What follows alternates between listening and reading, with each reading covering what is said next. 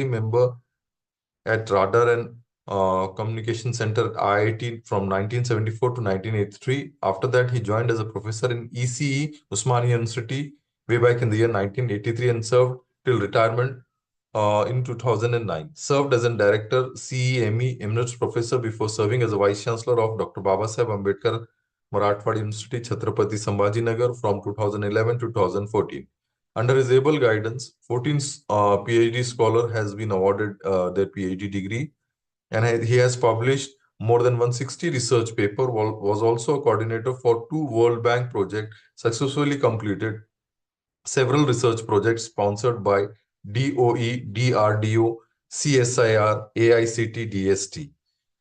Best Teacher Award from Government of Andhra Pradesh, and also Shri Visavariya Award from Institute of Engineers, Anna University National Award from IST, 3 awards from IETE Delhi, including Ramal Wadhav Gold Medal. He continues to teach ECE Usman University even at the age of 75 and has a unique distinction of teaching at Usman University for 4 decades.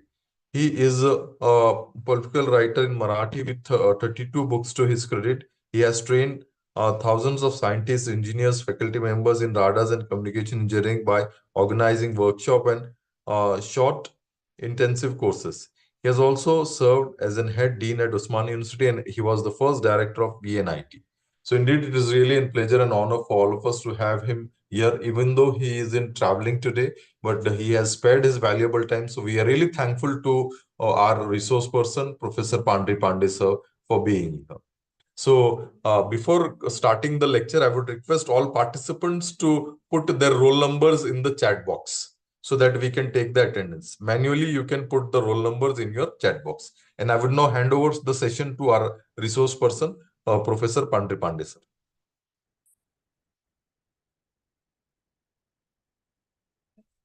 Sir, unmute करिए sir.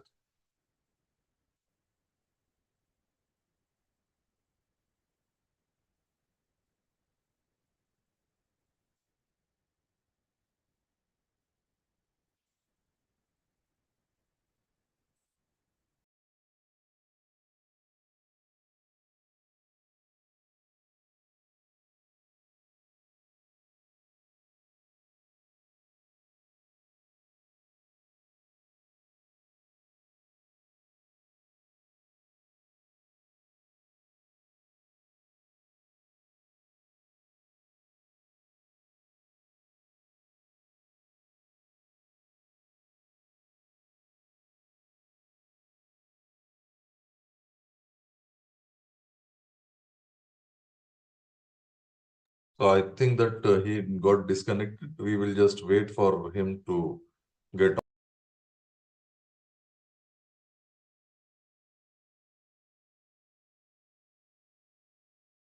By that time, all participants put your roll numbers.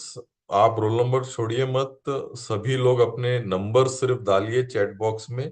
Attendance last जब day रहेगा पूरी count कर कर ही certificate दिया जाएगा.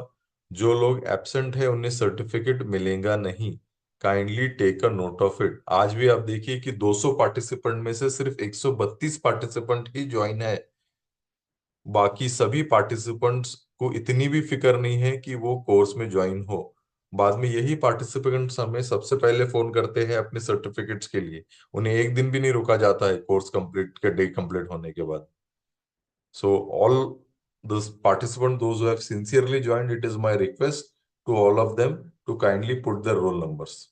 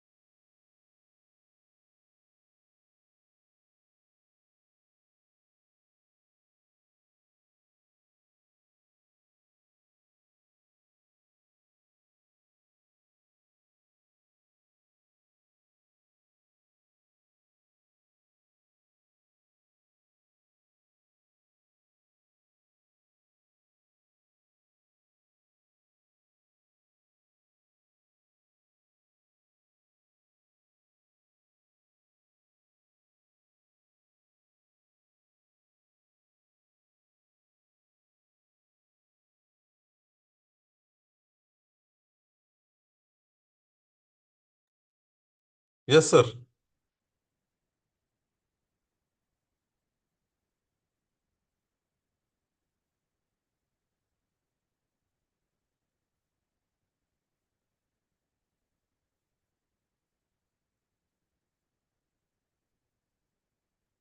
Amol, sir को co-host बना दिया. Okay. Yes, sir. You're audible. You're audible. Okay. Can I start now? Yes, sir. Yes. Yes. Okay. Sorry. Hello, everybody. Good afternoon. I'm sorry for 10 minutes late because of some technical problem at my end. Uh, at the outset, I would like to thank Dr. Rafe for a nice introduction. Today, before I start my lectures, there are one or two announcements from my side. The one is kindly attend the lecture very actively, participate, because I have a small assignment at the end of my lecture for all of you. What you have to do after my lecture is over, you have to set yourself 3 multi choice questions with 4 answers, multiple objective type 4 questions, only 3 questions based on my lecture with answers A, B, C, D, like that. And also give at the end the correct answer, means solution, and send it by email to the coordinator of this course. So what will happen if there are 50 participants, let us say, coordinator will get 150 multiple choice questions and he will redistribute it to all the participants, which they have to again solve it at a later stage and submit it to the coordinator. I hope this is very clear to all the participants, because you are supposed to participate very actively, and this is an innovative way of even assessment and attainment of the participants, which also you can try as a teacher with your students. So I hope I am clear. Every participant has to set three only 3 questions based on my lecture with 4 choices A, B, C, D, and send it to coordinator with solutions. But whatever solution you fit, if you feel it is okay, you send it to the coordinator, and coordinator will again resend it to all the participants, all questions received from the participants. My second appeal to you is that while giving the lecture, I may have certain opinions, but I do not claim that you should agree with all my statements, all my opinion. You have a freedom to disagree or have a different opinion on every issue which we are discussing. Okay, so this is clear. I also believe in active participation of the participants and a free discussion. Therefore, if you feel that you want to stop me at a certain stage, you can do so, and we will have a discussion on the issue which I am putting before you. So we will have a very active discussion after, let us say, 45 minutes or so. Now, we are discussing new education policy, or so-called national education policy. By the way, the word NEP, that is also slightly confusing to many people. The full form, some people say it new education policy, some people make the full form as national education policy. So whether the N stands for new or N stands for national is also confusing. In real sense, it is actually a national education policy. But since it has been it has been started by the government as a new policy, they call it as a new policy, but it is a national education policy.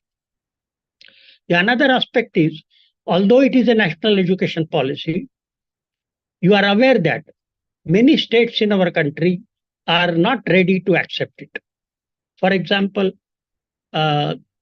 especially the South Indian states, Tamil Nadu, West Bengal, Andhra Pradesh, uh, uh, our Telangana, they are not implementing new education policy or national education policy. So can we again call it a national education policy when many states are not interested in implementing it?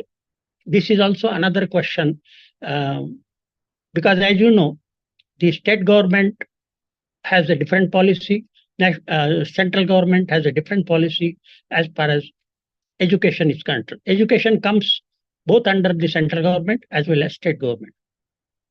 In our country, as you know, there are so many boards, even at 12th level, central board, state board. Even in state boards, I heard there are more than double-digit boards everywhere. And the syllabus of each board is different.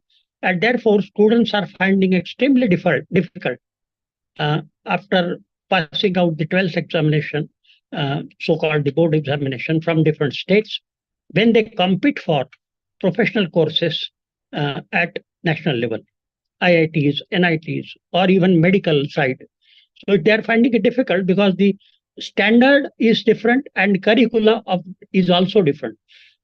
Two aspects are there. One, the curricula is different, and another, the standard of teaching, standard of learning is also different. We are thinking both aspects as far as the education is concerned. One is teaching, another is learning. In fact, one should give more emphasis to learning rather than teaching. But unfortunately, we give more importance to teaching. The way in which our teaching methods are there, only teacher talks for 1 hour, and there is hardly any discussion, hardly any question answer session, hardly any doing the work, assignment in terms of assignment, group discussion, etc. So this is also one negative aspect as far as our education is concerned. Our education is also very rigid. There is hardly any flexibility. What we insist that to the student, what I teach, you must learn. We are not catering for the liking of a student as far as the subject choice is concerned, as far as his interest in learning is concerned. We are not bothered. We say this is the syllabus, we have to learn this. Suppose some students may not be interested in maths, too much maths. Some students may not be interested in too much of science.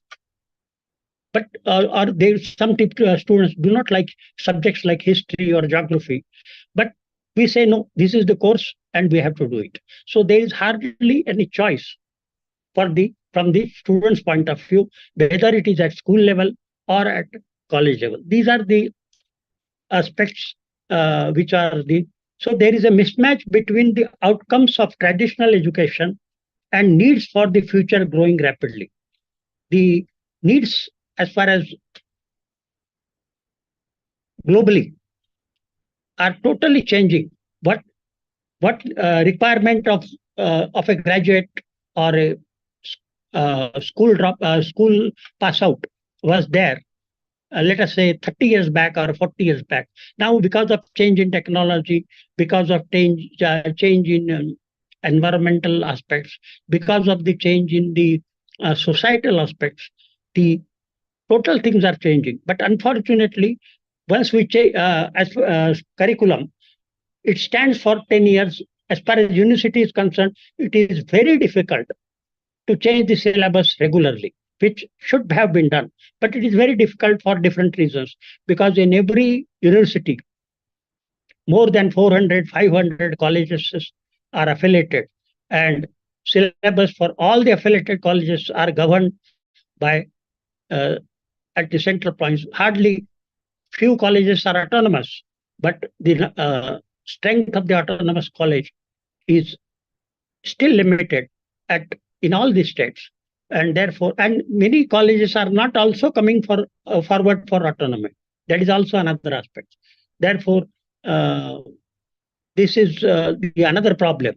And because if I keep on changing the syllabus, the conducting the examination for the university becomes difficult. Old syllabus, old question paper, new question paper.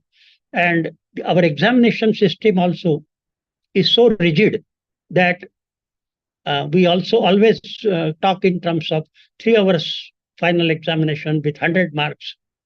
Uh, we hardly, for example, there is no flexibility that I can take continuous, there is no stress on continuous evaluation, although we are making some changes, but those changes are very slow.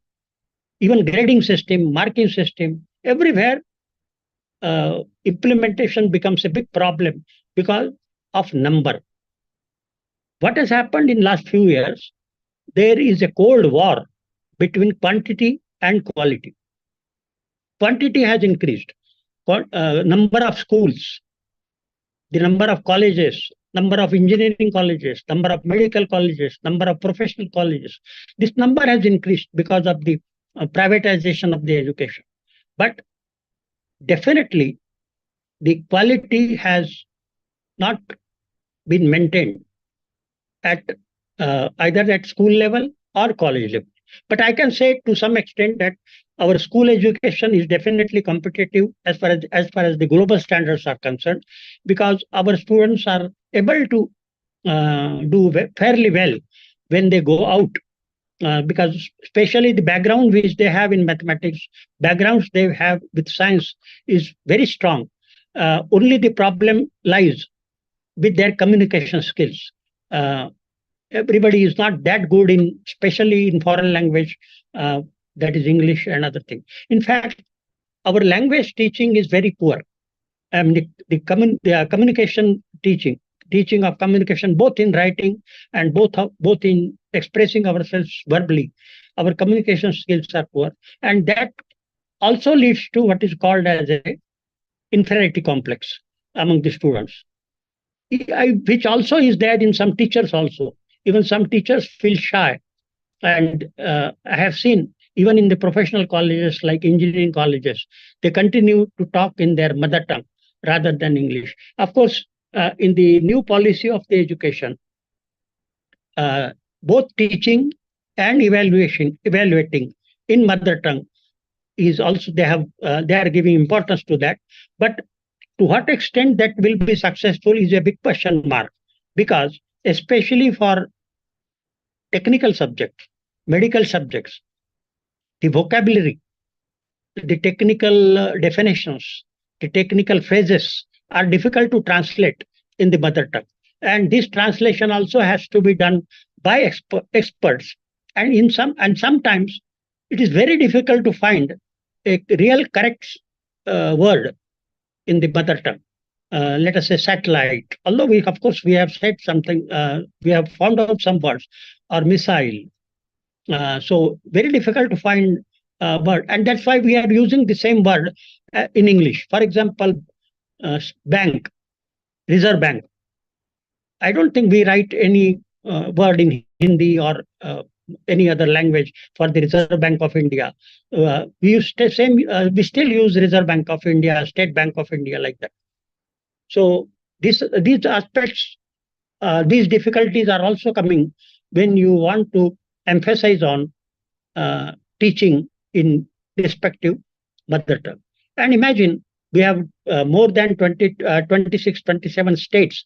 In mother tongue is changing at few hundred kilometers of the distance. And therefore, let us imagine that a student who has learned Bihari in Bihar, Patna or something in Bihari, for him to go to Delhi or to go to Tamil Nadu for higher education, he will find it extremely difficult.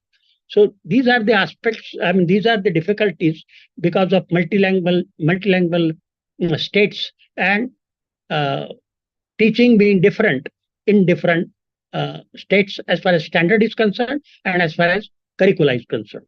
So these are the difficulties. How to find uh, solution to this? So we have not been able to personalize the learning. Learning styles are very traditional in our country.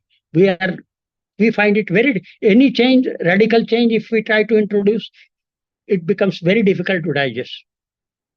Like, let us take an example of credit-based grading system.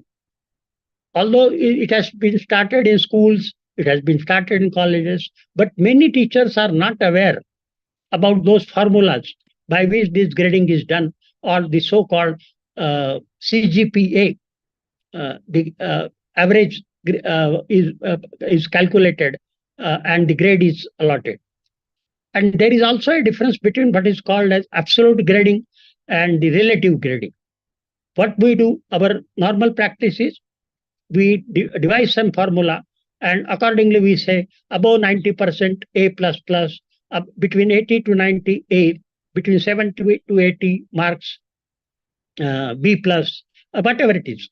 And so we have certain formulas and certain tables, and accordingly, actually marks are given, and then we convert it to grades. Which this is not the way in which the relative grading is to be done as far as the global standards are concerned.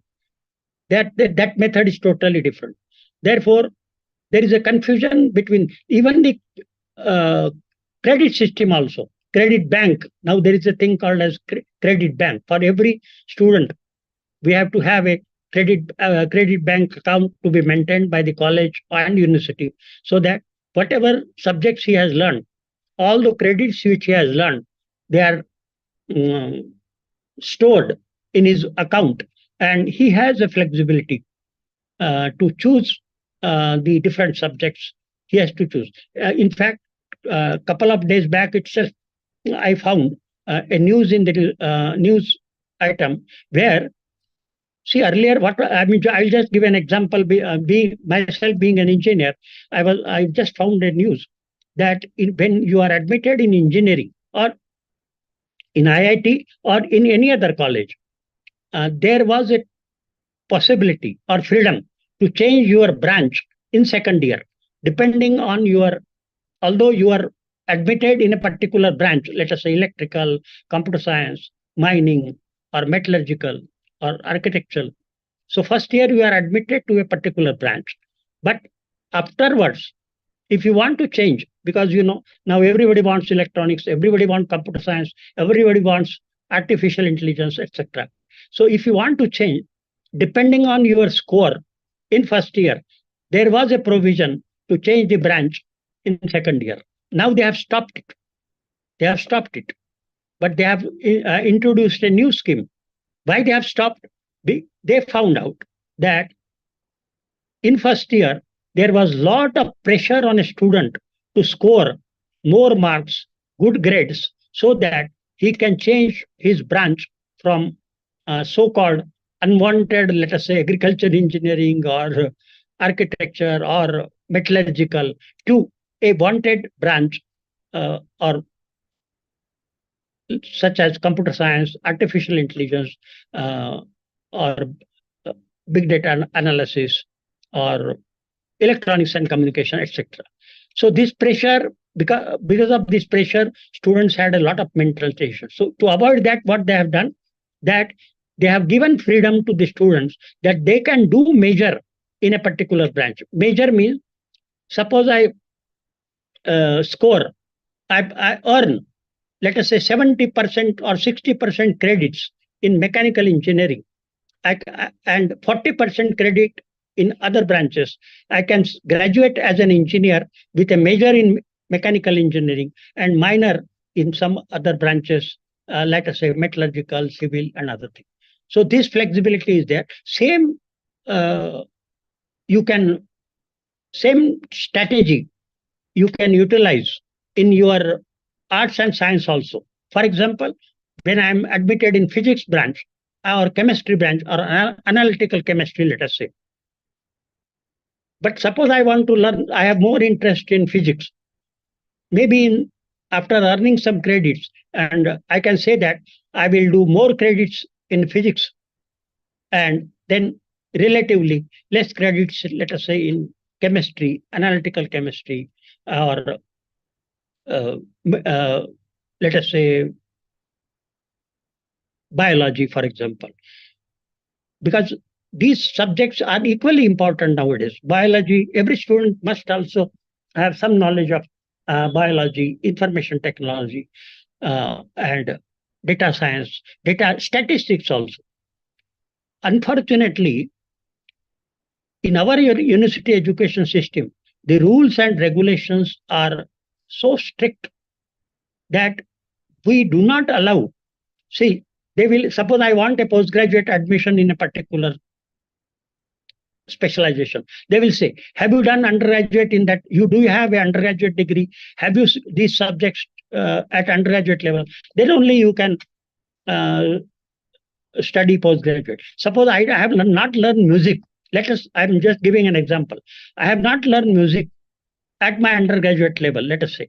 But I have learned privately very good classical music. My voice is good, everything, and I can do postgraduate in music. But they will say, no, you cannot do postgraduate in music because you don't have a degree at undergraduate level. So we are so rigid. That type of rigidity is not there in foreign countries.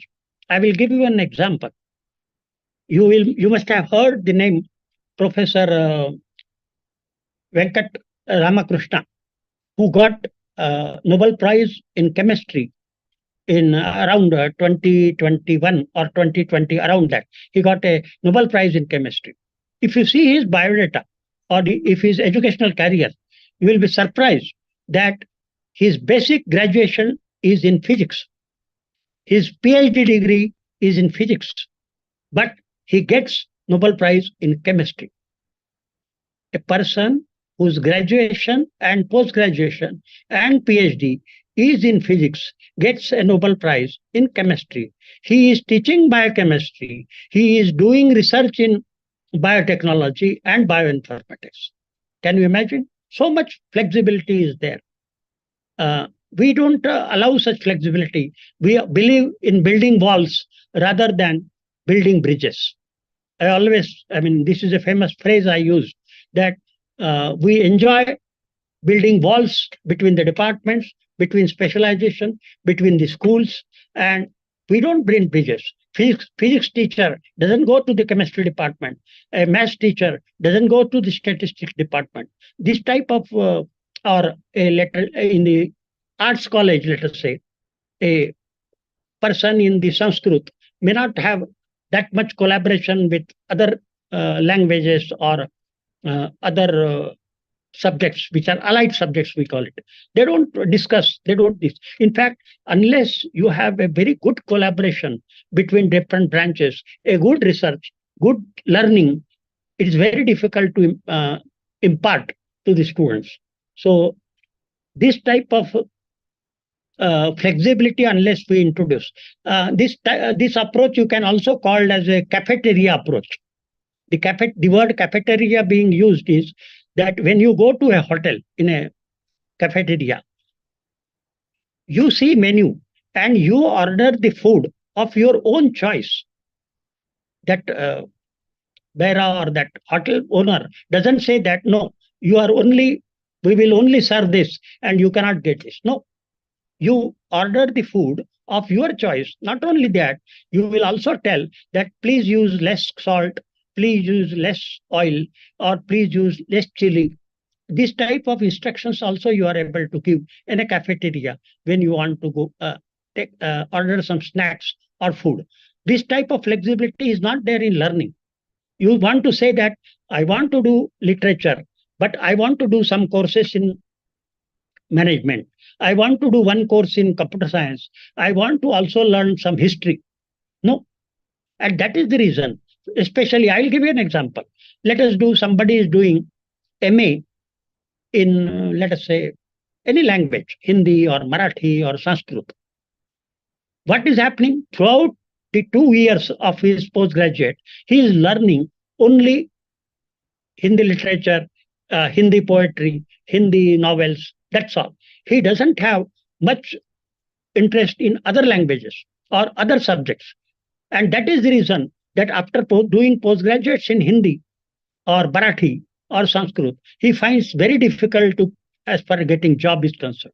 On the other hand, if the same person, apart from his MA in Hindi or that thing, he learns some courses in journalism, mass communication, tourism, then he can be a very good communicator and he can get a job in tourist industry. He can get job in electronic media, he can get a job in print media, because the requirement of a print media are totally different.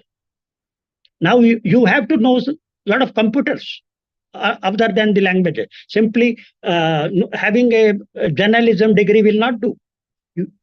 A person who joins electronic media, or let us say print media, he must have a knowledge of history. He must not have a knowledge of political science. He must have a knowledge of uh, computers. He must be able to have a graph theory, for example, media technology. Unless he has knowledge, he will not. He will be unwanted in electronic media or a print media. So these, unless we are changing according to the needs of future, the problem of so-called unemployment will definitely be there. And therefore, we must take this flexibility into account. Can you start showing the slides now?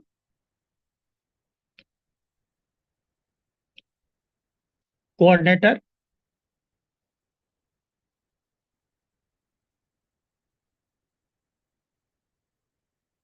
Yes, sir. Any interruption?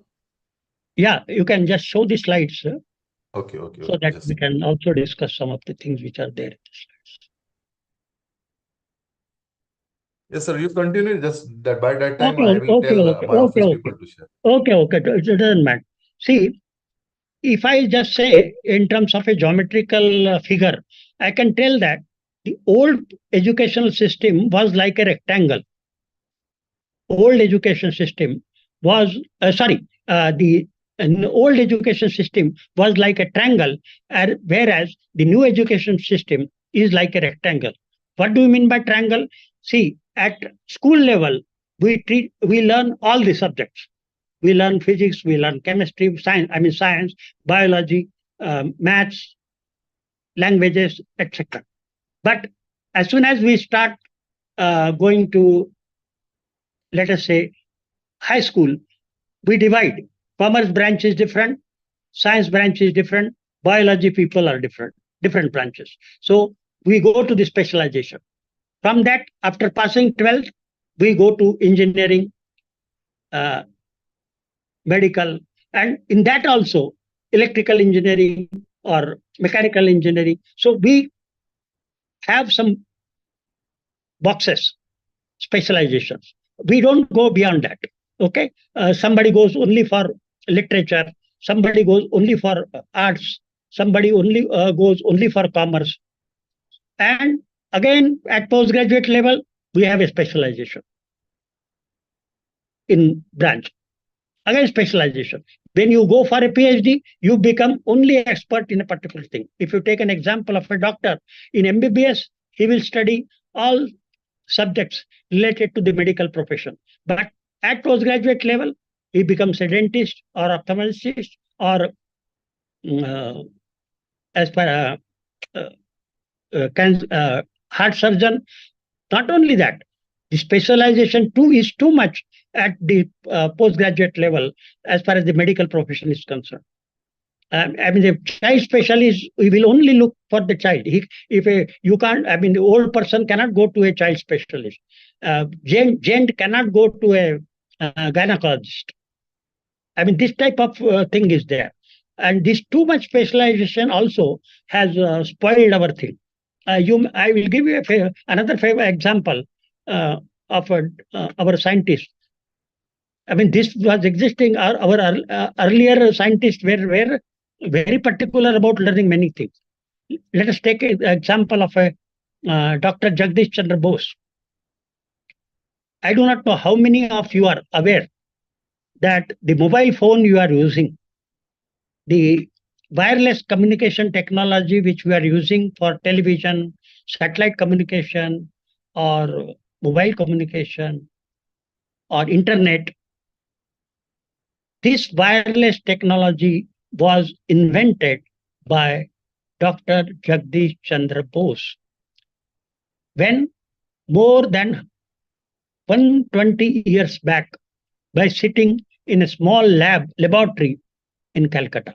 How many of us are aware that father of wireless communication engineering is not Marconi, because everywhere, if I ask who is the father of wireless communication, people immediately say German Marconi. But that is absolutely wrong.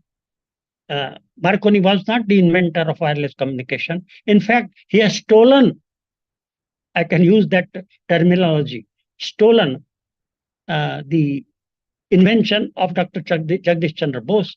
And of course, then he uh, uh, transmitted that code over the Atlantic and got that credit. But the basic research was done by Dr. Jagdish Chandra Bose. And he is the same Jagdish Chandra Bose who has experimentally proved that plants have life. I think all of us are aware. Now, see, plant that comes for botany, totally botany subject, whereas wireless communication comes as electronics and communication. Absolutely two totally different specialization, but he has done the thing. So many of scientists there, and need for future is multidisciplinary education. To give you a practical example, take an example of a mobile car, your mobile car which you are using. This car, mobile, automobile car, was a subject of mechanical engineering 40 years back. If you say automobile, means mechanical engineering. But in last 10 years, 80% in car is electronics engineering. 70 to 80% is electronics engineering, and only outside chassis, those tires, etc. These are all, outer aspects. These are mechanical aspects, but everything is controlled by electrical and electronic engineering. So that is how the things are changing. Similarly, in the medical field also, there also this multidisciplinary thing has come. Go to any multi-specialty hospital, and when you get yourself examined by a doctor, he asks you to do so many tests, and you will find all these tests, they use electronic instrumentation. They use computers. And that is the reason that, for example, I'll just give you an example. When you go to a dentist, earlier we had to do, suppose you want to take an X-ray of your teeth, which is paining or which has some infection. The doctor used to enter some plate in your near the teeth, and then he used to put a X-ray machine here, and then he used to take the photo, and it used to take nearly 15-20 minutes to get the so-called X-ray report. Today, things have totally changed. What doctor does? Doctor simply enters a small tube in your mouth, which is a sensor, connects it to a computer, and within 30 seconds, there is an X-ray on the screen of all 32 teeth, not only one teeth, all 32 teeth. And not only on the screen of a doctor, computer in the hospital, but that same X-ray is transmitted to your mobile phone also. So that suppose you want to consult another doctor, the same X-ray is available on your mobile phone. See how it is, things are changing. So in medical diagnosis also, nearly 60 to 70% changes have happened as far as these examples I am trying to give, that needs have changed, technology is changing at a faster rate, and therefore to match this, education must change, school level and college level, postgraduate level, and also research level, everywhere. Unfortunately, what is happening, uh, suppose I am taking a class, I generally would prefer that I talk less, let us discuss. But the type of the environment we have, the way in which things are coordinated, they won't allow. They say, we have called you as an expert, you must talk. But will there be a learning, real learning? Because suppose you are nearly 75 to 100 participants, all of you may have certain questions, may have certain doubts. And if I keep on talking for, let us say, 2 hours or 3 hours, and what I am trying to do, I am transmitting only one way. The traffic is only one way. There is hardly any traffic, two-way traffic. For learning, there has to be two-way traffic. This is very, very important. And therefore, I prefer that if you have any doubts, if you have any questions, I would be glad to answer your doubts and questions more than simply preaching something from my side. Teaching and preaching, now those days have gone, and people get bored with these aspects also. So this is one important aspect. And our evaluation system, examination system is also, changes have to be made in the examination system also. Do you feel that at 12th level, getting 90%, 99%, the number has increased like anything? Whenever the results are declared by the 10th board or 12th board, you will find that more than 100 students get 100 percentile, 100 percentile, 100 out of 100 in many subjects. Does it mean that student is that much intelligent that any question you ask him, he is able to answer? Because if the same fellow comes for an interview somewhere, or I have not only that, these people, some of these interviews I have seen on TV, when they come first and they got 100 out of 100, they are not able to communicate properly when they are on the screen. They are not able to talk properly, and you get a doubt how this person can be 100% students. So I think our exam, the way in which the question papers are set, the way in which we do our marking, is it really reflecting his learning capability? I have my own doubts, and that gets reflected in the interview. That gets because a person who has done very good in board examination, he badly fails at IIT. In the first year of IIT, he is not able to perform with the same grace and with the same grades. He is not able to continue his grace and grades at professional engineering. Similarly, in management also, if you may be very bright students at graduate level, but you literally fail at postgraduate level or research level, for example. Why it is happening? If you are intelligent, you have to maintain that standard throughout, but that is not happening. So something is wrong with our system. The subjects which have experimental aspects, such as physics, chemistry, biology, geology, a lot of experiments are there. Even in engineering curricula, 40 to 50% time is spent in the laboratory. But the way in which the experiments are designed, the way in which the instrumentation, is it available in the laboratory?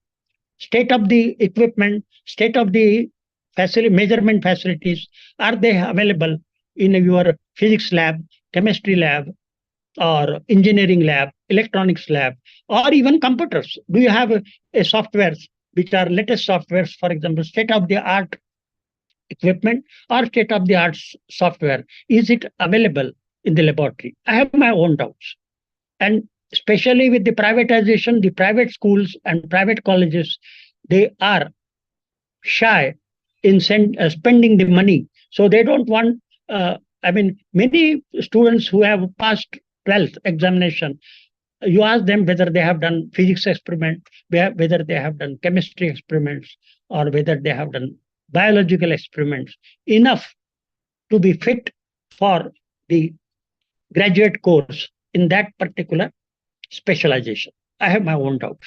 So this type of discrepancy in our teaching learning process, number one, and in our evaluation system, number two, has to be removed. And therefore, this new education policy has come. Another thing is, remember one thing, this is called policy. Policy, the word policy means only guideline. It is not a compulsion on anybody that you must implement it, unless that is the reason. You see, when central government has announced it, all the states where the government is same, in state government and the central governments, the party is same, they are implementing. But where these parties are not same, they are not ready to implement. And of course, they don't reasons also that why don't we like, but it is opposition for the sake of opposition, you can say. They don't want to it. As far as, in my opinion, all the aspects of this so-called national education policy, a document, as far as higher education is concerned, university education is concerned, that number of pages are hardly 48 or less than 50. If you go through all those pages, 48 to 50 pages in the new education policy, you yourself can say that everything is good. What is wrong there, I don't understand. Multidisciplinary education, multi-entry and multi-exit option. For example, I want to go for graduation for 2 years. There is some financial crunch in my family. I want to take off from the college. I want to earn money. I want to go for a job. And again, I want to continue. Or I want to continue my education as a part-time basis. Say, maybe forenoon, I will go for some part-time job. And afternoon, I will attend classes. Or afternoon, I will go for a job, and vice versa. That type of flexibility is there in this thing. Because here, degree is given by after earning a particular number of credits. Let us say, I will say 100 credits you earn. I'm just giving an example. 100 credits you earn, you will get a bachelor's degree. Then suppose I have earned, let us say, 60 credits in 2 years. Okay, only 40 credits are remaining. Maybe they will give me, instead of a graduation, I will get a diploma. I'll get my credit card, and they will say he has done so many credits, let us say 60 credits or 65 credits, and therefore he is awarded diploma. After earning 100 credits in 2 years, 3 years or 4 years, I will get a degree. Again, I want to continue my education. I have to earn 30, 40 credits to get a postgraduate diploma.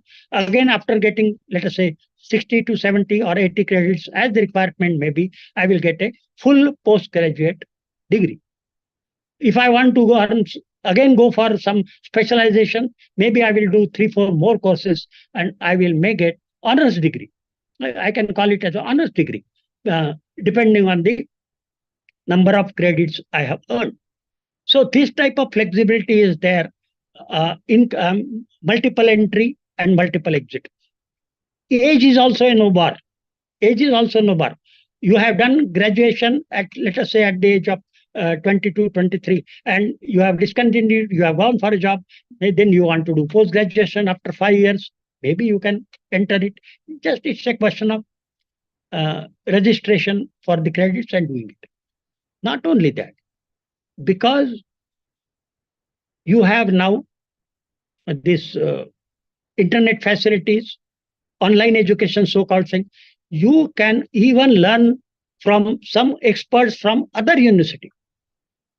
Give an examination with him and get your credits transferred to your university. That flexibility is there. The fact that even for today, I am in some other city, and you are in your respective offices or even at home, and still we are able to discuss or even we are able to communicate. So that way this is possible. For certain courses, excellent free education is available on online also. So you can say, I have learned this subject, get myself evaluated, that also should be possible. For example, I remember, let us say for PhD, earlier their guide was a must. When you want to do PhD, compulsorily you have to register with somebody as a supervisor. But what we are finding in many universities, there are no guides, capable guides. Let me use the word properly. Capable guides, expert guides are not available in a particular subject. I want to do only in, let us say, artificial intelligence. Where are these so-called experts in artificial intelligence or data science? Very few experts are available. But I am interested. So what can I do? I will say, I will do on my own. How to get myself evaluated? I will publish papers. Let me, you send it to another expert to get myself evaluated. It's possible. So this type of flexibility is there. Otherwise, our all educational acts of university statutes, they are very rigid. You cannot go from one university to another university. You cannot, unless you have a subject at graduate level, you cannot do post graduation in that thing. I will give you an example. Let us say myself, you have just listened to my biodata. I am an electronics and communication engineer. My specialization in microwave and radar engineering. But as an hobby, as my personal interest, I have read a lot of Marathi literature. I have done a lot of writing in Marathi. 32 books I have to my credits. Suppose now I want to say to any university that I want to write and submit my PhD thesis in Marathi. They won't allow me. You are electronics engineer, you cannot get PhD in Marathi and literature. This type of, but I'm not saying you have a right to get that thesis evaluated by whatever expert you want. Who prevents you? The way you get, I'm not asking any concession as far as your examination, the way in which I will be examined. I'm not asking any concession. You can get it evaluated by any expert you want. But preventing me from submission of the thesis, that itself is a big question mark in Malta. That does not happen in foreign countries. They allow, you are permitted to learn a subject of your choice. You are permitted to take course of your choice. You are permitted to do research in the field you want. That type of flexibility is there. So are we really going in that direction? This is a big question mark. Since we have more or less 45 minutes or 50 minutes, I have talked.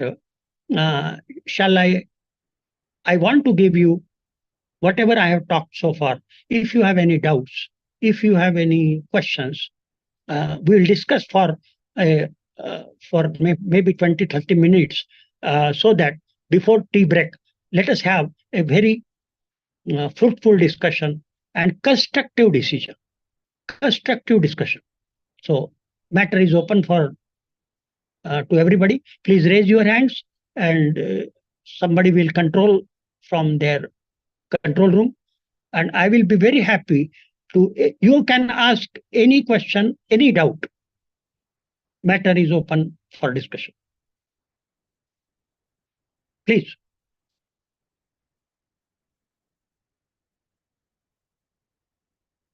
Coordinator. Yes, sir. PPT you want to share, no, sir? I will Please. share PPT also. Yeah. WhatsApp. Okay, 90 can ask question.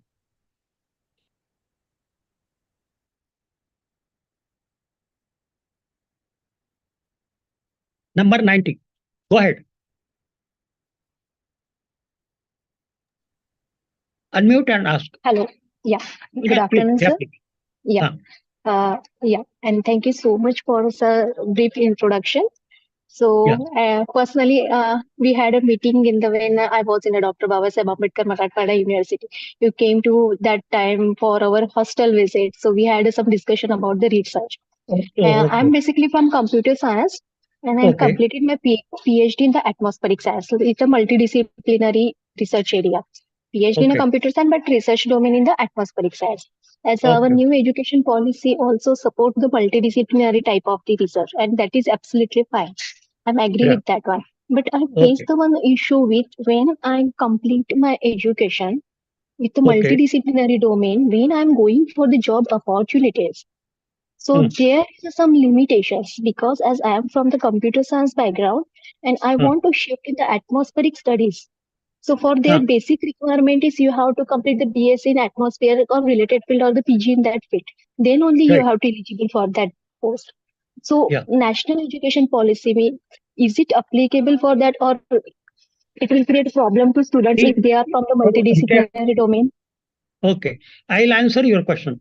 Actually, when you say that, when I go for a job, they want Hmm. me to uh, uh, expert in atmospheric science, is it not?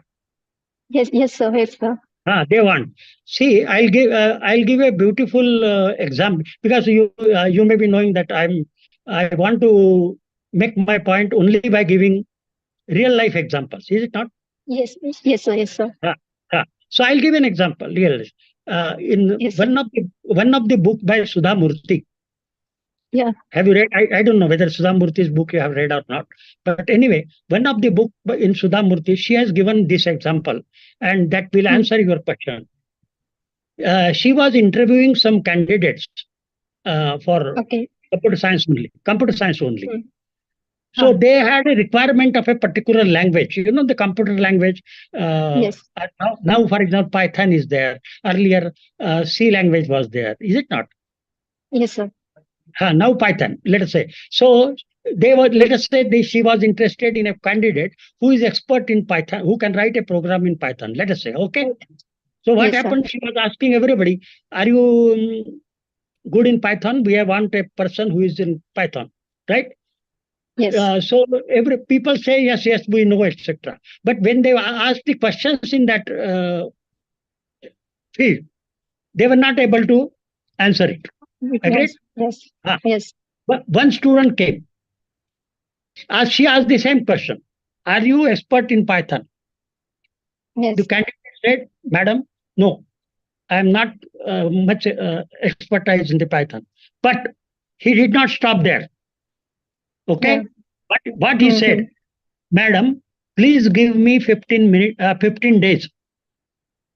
Okay. I will learn and deliver the goods thereafter. I give you confidence that I will Yeah. learn and deliver after 15 days.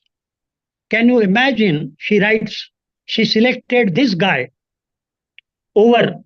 all those guys who were claiming that they know the subject but were not able to answer. This person says, I don't know the subject, but madam, give me a time, I will answer.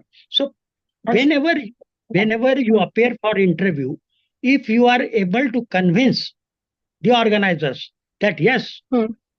you throw me in the sea, I will show that I know swimming. Yes, I know Yeah. I am not expert in swimming, but given a chance, I will learn.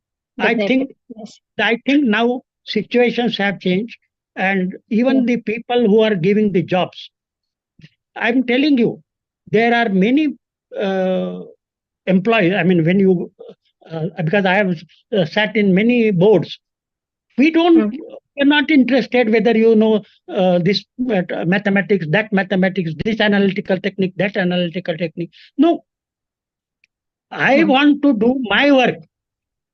You see, Okay. yes, Yeah. my company is doing this work. For that, I am employing you. Whether you are interested or whether you can deliver me the goods, whether you are capable to learn. See, Yes. in future, unlearning is also equally important. It's Hmm. not a question of only learning. In some Learning cases, and learning. you have to unlearn. See, for example, I have done my computation when I Hmm. was graduate with some totally different method. Now there is a Yes. totally, high level computer. If I do not know how to operate the high level computer, how to use the simulation, I am useless, is it not? Yes. So therefore, learning new things, learning continuously is equally important. And people who are giving jobs, if you create a confidence in that person, yes, I can Yeah, do. yeah, do. Definitely they will select. yes. Okay. Thank you so much, sir. Next. Next, anybody? Amol, you can start the PPT sharing, huh? Sir is waiting Yeah. for it.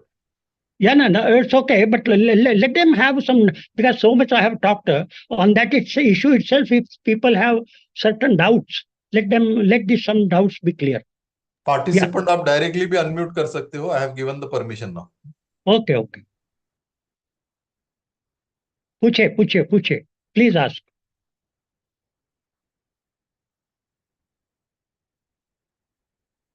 $90 is asked over. Yes, sir. Thank you so much, sir.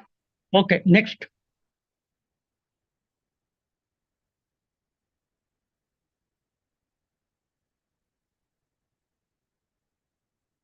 Anybody else? Hello, sir. This Yeah, is please, go 105. ahead. Please. Sir, in NEP, we have to choose one major subject. Okay. And this is implementing to the UG students. So Oh, you there are is one using okay, UG. UG students. So Please. there is a one question in my mind. When I was in UG, there was I am also a student from Dr. Bamu. So there is a What is your subject? What is your subject? my subject is chemistry. I am an assistant professor in chemistry now. Okay. Chemistry. Go ahead. When I was in BSc, I have 3 subjects in BSc. But in next year for NEP, students have to choose a one major subject. So in up to 12th, there is in students' mind there is no any specific subject to choose or to make a career in that subject. So can we focusing on that students to where in 11th or 12th to choose any subject or in career? See, let me tell you, as far as these choices are concerned, you know, whether I'm liking chemistry, whether I'm liking engineering, whether I'm liking arts, it is very difficult to decide that at what level you become mature to take such decisions. You understand? Yes, sir. Because what is happening, see, I may like a physics when I was doing school, but I may lose interest in physics later on. Okay. I may say, I want to do information technology, or I want to do electronics and communication thing, without knowing that what type of complex mathematics is to be used at that level, and whether I will be able to pursue that type of mathematics at that level or not. I do not know. Similarly, it is very difficult to decide. So the interest keeps on also changing sometimes. Your age of 16 to 20, when there is a process of maturing, the interest keeps on changing. They are influenced by friends. Sometimes you get influenced by your relatives. Sometimes you get influenced by what is your surroundings. Okay. Yes. And so it is possible that you may like physics now, or chemistry, let us say, but afterwards you may like to change. So that type of flexibility will be there. For example, suppose you have taken chemistry for 2 years in graduation level, okay, and then you want to change. Then those credits which you have, see, learning never goes west. Whatever you are learned, it will be useful somewhere. It will be useful when somewhere. I'm choosing in chemistry major subject in UG, can I get a PG in different subject? Why not? Provided you say, sir, I have when you say you want to do PG in other subject, you have to show your interest by the fact that you have learned something. For example, along with chemistry, if I have learned computer science, let us say, okay? Yes, sir. Then you say, yes, I have learned the programming, I have learned simulation, I have learned this thing. I want to do computer science. Why not? See, when I want to test you in computer science, I will use only my method of computer science only, is it not? As long as you can stand to that test, who am I to prevent you? Yes, sir. Okay, thank you, sir. Only one thing is there, that this type of strategies will require a lot of administrative flexibilities at university level. Right? Because our rules and regulations, they are so rigid. They are so rigid that this fellow is not allowed, this fellow is not allowed. How can you do that? How can you do 120? And who is raising the question? A clerk in the academic branch. Yes, sir. Yes. One clerk in the academic branch, when the application goes to him, he raises this fact. Whereas who should take a decision? Concerned dean should take a decision. Concerned professor should take a decision. Is it not? Yes. So our mindset has to be changed. Our mindset has to change. Next.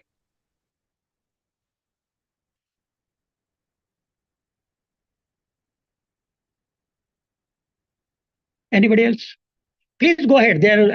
I'm getting some good questions. So let us have more discussion on this. Because slides are, anyway, you are going to get it. Coordinator is going to send you slides. No problem. Yes, anybody else?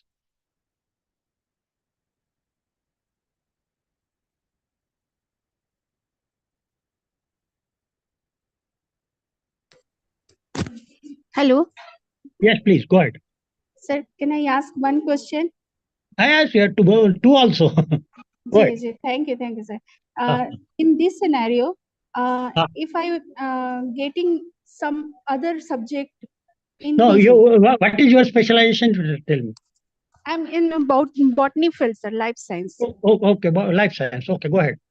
और यदि मुझे करना है PG other subject, जैसे कि मुझे accountancy में जाना है या बॉटनी करके अकाउंटेंसी में जाना है, हाँ, तो क्या मैं पीजी उस पे कर सकती हूँ? नहीं, बॉटनी करके अकाउंटेंसी में क्यों जाना है?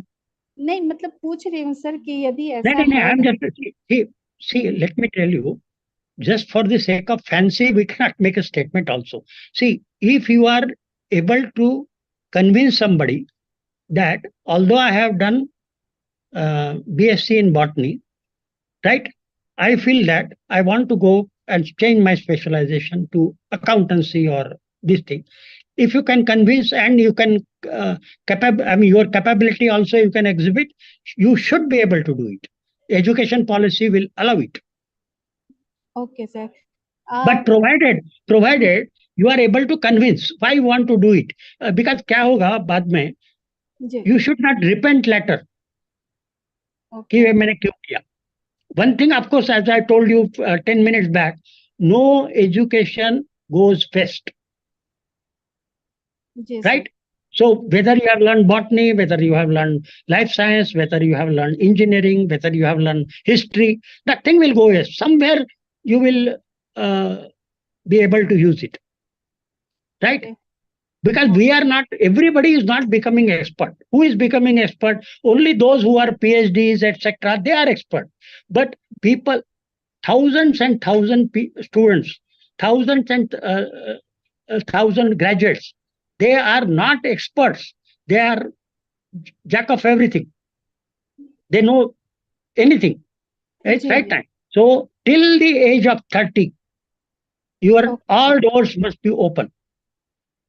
Okay, sir. Okay. Right? All the doors must be open. Provided age limited इसमें रहेगा. क्या लिमिटेड रहेगा? एज का जो आप बता रहे 30 साल. नहीं, एज क्यों रहेगा? अरे मुझे बताइए, at the age of 70 also. Okay. Suppose I want to do PhD. Why should I be prevented? Tell me. First of मुझे करना है भाई पीएचडी। आप क्यों सी एज आप मेरे लिए स्टैंडर्ड चेंज मत करो, राइट? जो आपकी सिस्टम है वही करो, लेकिन मुझे यदि at the age of 70 PhD करना है, मुझे सेटिस्फेक्शन के लिए करना है। जी, yes yes, should be allowed. तो सर मेरा वही एक क्वेश्चन था कि मैंने बॉटनी में पीएचडी किया हुआ है, तो अब मेरा इंटरेस्ट एक अकाउंटेंसी में जा रहा है या मैनेजमेंट में जा रहा है, एमबीए जैसे हर कोई कर लेता है, तो यदि मैं उस पर पीजी करना चाहूँ आफ्टर बिल्कुल बिल्कुल कर सकते हैं, बिल्कुल कर सकते हैं, लेकिन आपको क्या करना पड़ेगा पीजी के लिए? See when somebody goes for PG, what they assume there is what is called as, नहीं सुनिए, there is what is called as prerequisite, is it not? Okay prerequisite that मुझे ये पढ़ने के लिए ये मालूम होना जरूरी है। जी जी। Suddenly I cannot jump, is it not? यदि मुझे पेड़ पे चढ़ना है तो I must know some skills, is it not? हाँ, वो भी पेड़, नारियल का पेड़ डिफरेंट है, आम का पेड़ डिफरेंट रहता है, right? So I must have दो स्किल्स। सो इसके लिए क्या कहते हैं, there is thing called as prerequisite. तो मुझे क्या करना होगा, यदि मुझे बॉटनी करके अकाउंटेंसी में जाना है पोस्ट ग्रेजुएशन के लिए, तो कुछ प्री रिक्विजिट कोर्स करना पड़ेगा। तो मैं क्या कर, what I will do in summer और something, I will attend undergraduate classes and learn those things prerequisite. सब जानने की जरूरत नहीं है। I can consult a teacher कि मुझे पोस्ट ग्रेजुएट करने के लिए कौन कौन से सब्जेक्ट जरूरी है, सो दैट दो subjects I will clear first and then go.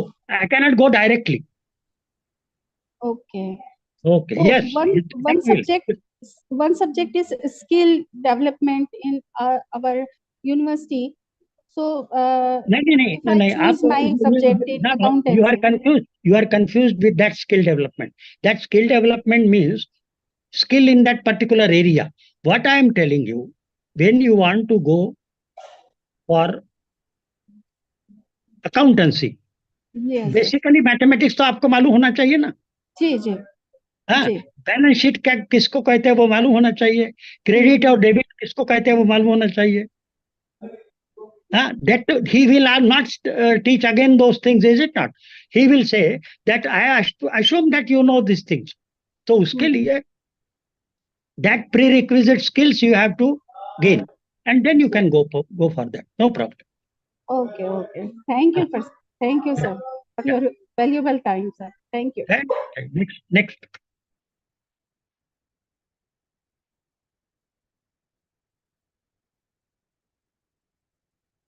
Please.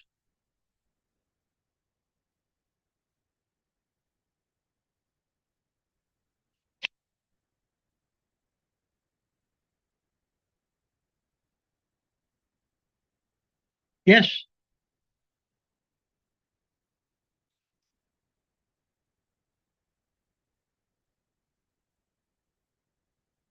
Okay. Now, in our the way in which we give education, another aspect which is very important is these three things: what to teach, when to teach, how much to teach. I repeat, what to teach, when to teach, how much to teach. Why these things are important? Because I just found some people are maths background, science background, engineering background. Too much mathematics we are teaching. Derivations, theorems, proof of theorems. How much time is being spent in proving the theorem, deriving the formula in physics? Different theories are there, wave theory, Schrodinger's equation, this equation, that equations. In electromagnetics, so much thing. Question is it all required? So teacher has to judicially take a decision that how much is required to him. For example, you prove a theorem. See, in school, You prove a Pythagoras theorem. Sum of two squares of a side is equal to the diagonal square. You have proved there is some method of proof and etc. What student learns from the proof? You spend nearly 30 minutes in the class to prove a particular theorem. But why are we learning that theorem? Have you told him? We don't tell him. I'll give a very simple example to all of you. In schools, you have learned that sum of two sides of a triangle is greater than third side. Always. Sum of two sides of a triangle is always greater than third side. You have learned it. Has anybody told you where this particular statement will be useful? Has anybody told you? Yes, he has told you the proof. You have question was asked in the examination to prove that. You proved it, and that's all. But why do I learn this? Where I use it? Are we using in our daily life this particular thing? Let me tell you, you will be surprised. All of you must be traveling by Uber taxi or Ola taxi. And there is a map which comes on the internet to the driver. Then this particular map or this finding a distance between destination and starting point and the end point, there this theorem is used. They calculate that shortest distance only using this theorem. It is best. All your GPS and all that your maps and traveling from destination A to destination B is all based on this aspect. How many of you know it? I'll give you another. We are using it, but we don't. We are not conscious that yes, I have learned it in my high school. This fact, and now I am using it. Modern technology is using it. I'll give you another example. You have learned three things in your school mathematics. I do not know how many of you are with a slight mathematics background at school level, but it is school level thing. You have learned, let us say, tan theta in trigonometry, dy by dx in mathematics, and slope of a line in trigonometry. Three things we have learned in three subjects: slope of a line in trigonometry, tan theta in slope of a line in geometry, tan theta in trigonometry, dy by dx in calculus.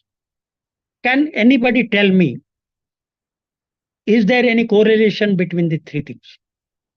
Anybody with science background or a math background, let me give this answer.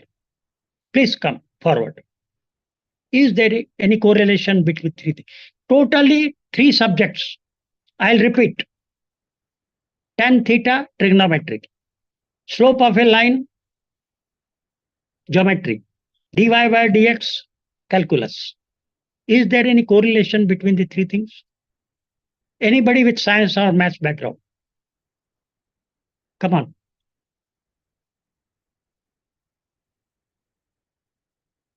Come on. Just now some computer science girl was there. Computer science PhD girl just now talked to me. Can she tell this?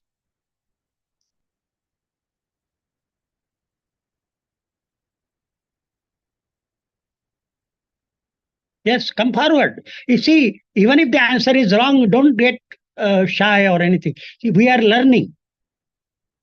This is a learning process. Don't be, shy that your answer will go wrong. How does it matter? Come on. Is there any correlation between the three things?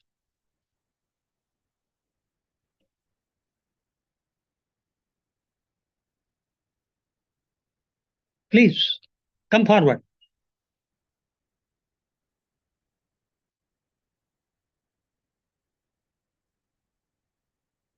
No?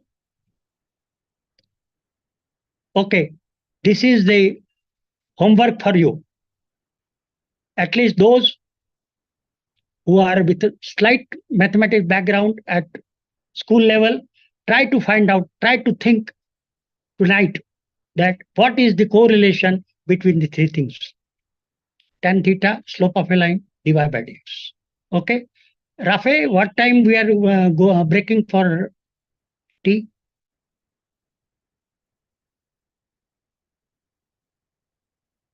Hello? Yes, sir, we can take right now, sir. We can take a break. Right now, okay. And what time we meet again? After 15 minutes, we can join, sir. 15, 20. Okay, 4:50. So we are joining at 4:15. 4:15. Right now it is 3:55. Okay, we are joining at 4:15. 4:15. But please, 20 minutes break we can take, sir. Okay, how many participants are there?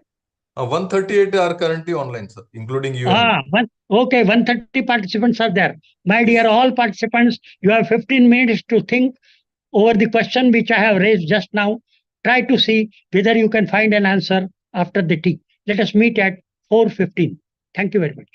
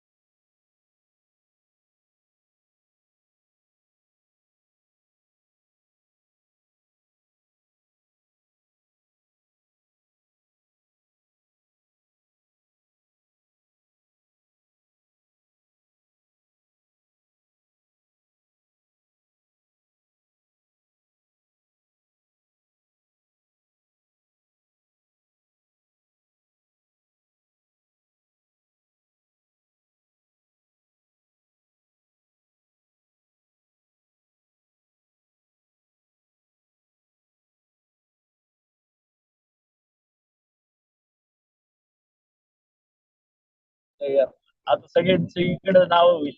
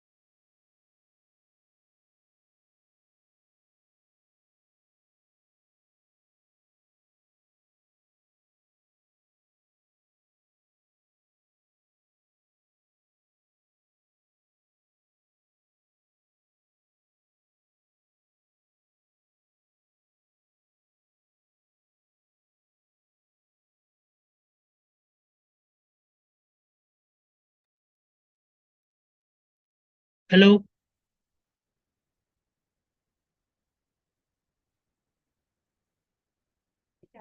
Yes, sir. You can continue, sir. We are here on. I'm audible. Yes, you're audible. Okay.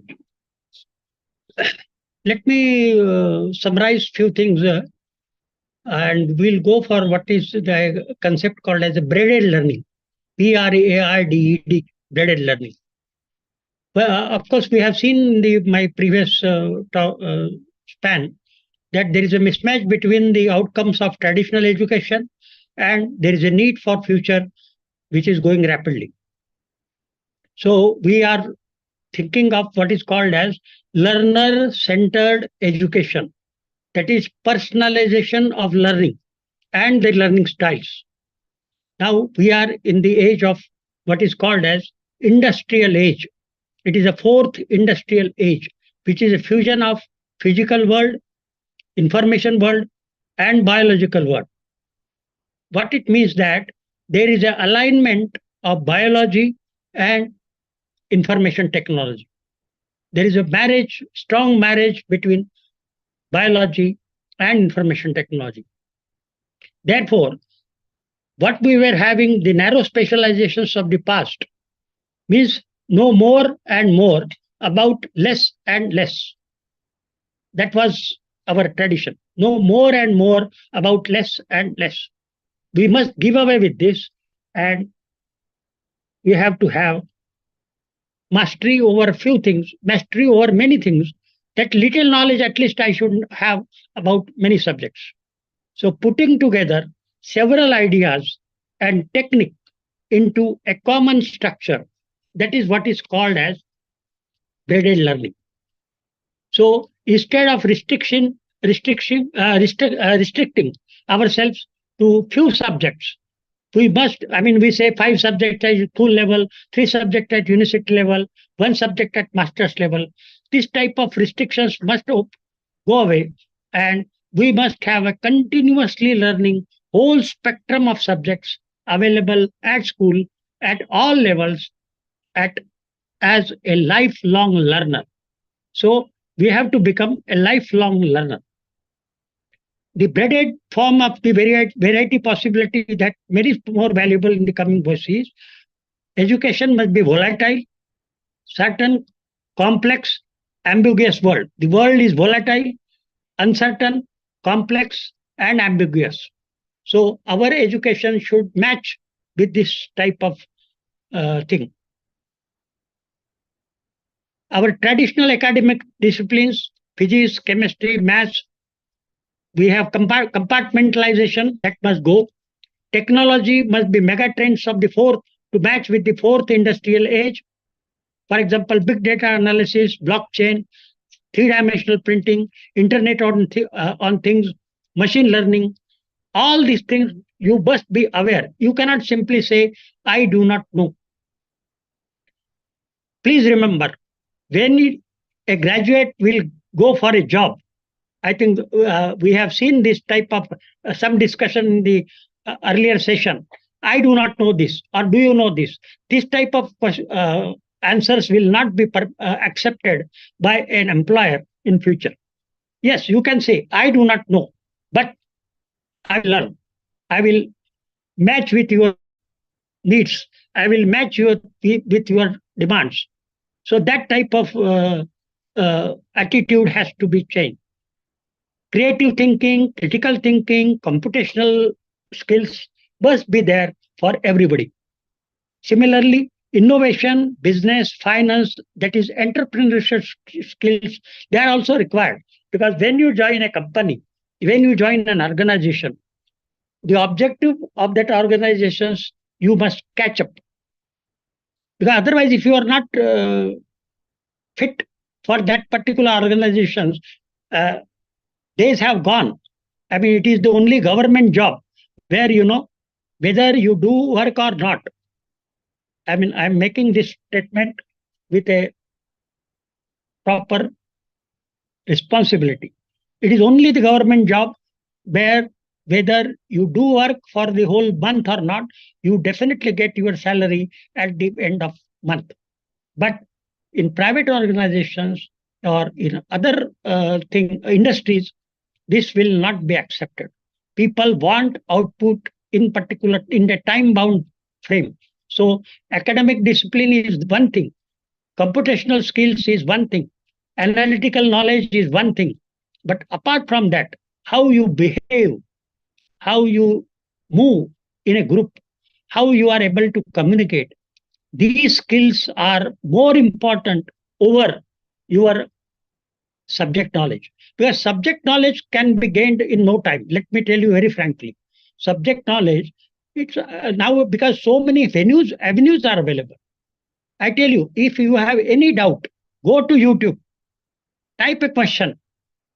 You will get a 20-minute lecture.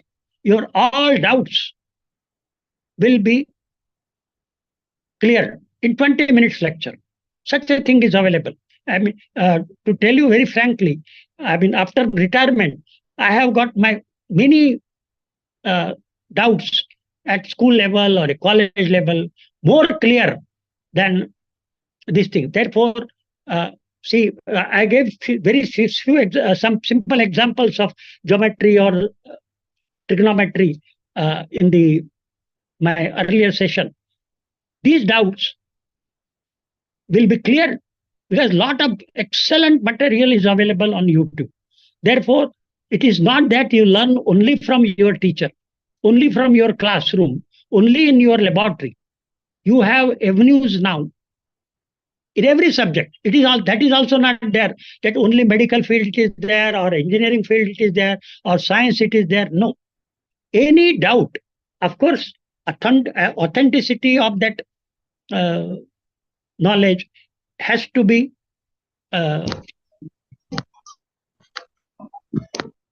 examined. That you have to be very careful. But most of the things, lectures by experts, they are extremely useful. Of course, as far as knowledge is concerned, because ultimately education means knowledge. To know, you do not know. I mean, my definition of education is to know what we do not know. And accepting that, yes, I do not know is a real teacher or real student. You must not feel ashamed to say that, yes, I do not know, but I want to know. So one thing is know that form of knowledge, know that provides information, making someone believing. Of course, some things we have to believe. Suppose we learn in physics law of thermodynamics. Yes, somebody has said, they have established. I have to believe. Or laws of motion. I have to believe. At this stage, you cannot question that is it true.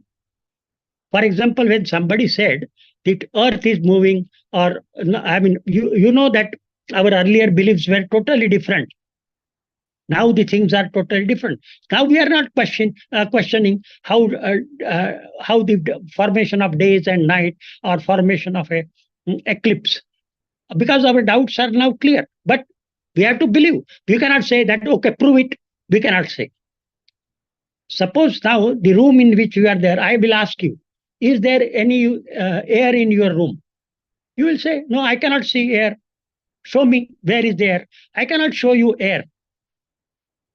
But does it mean that air is not there in your room or oxygen is not there in your room?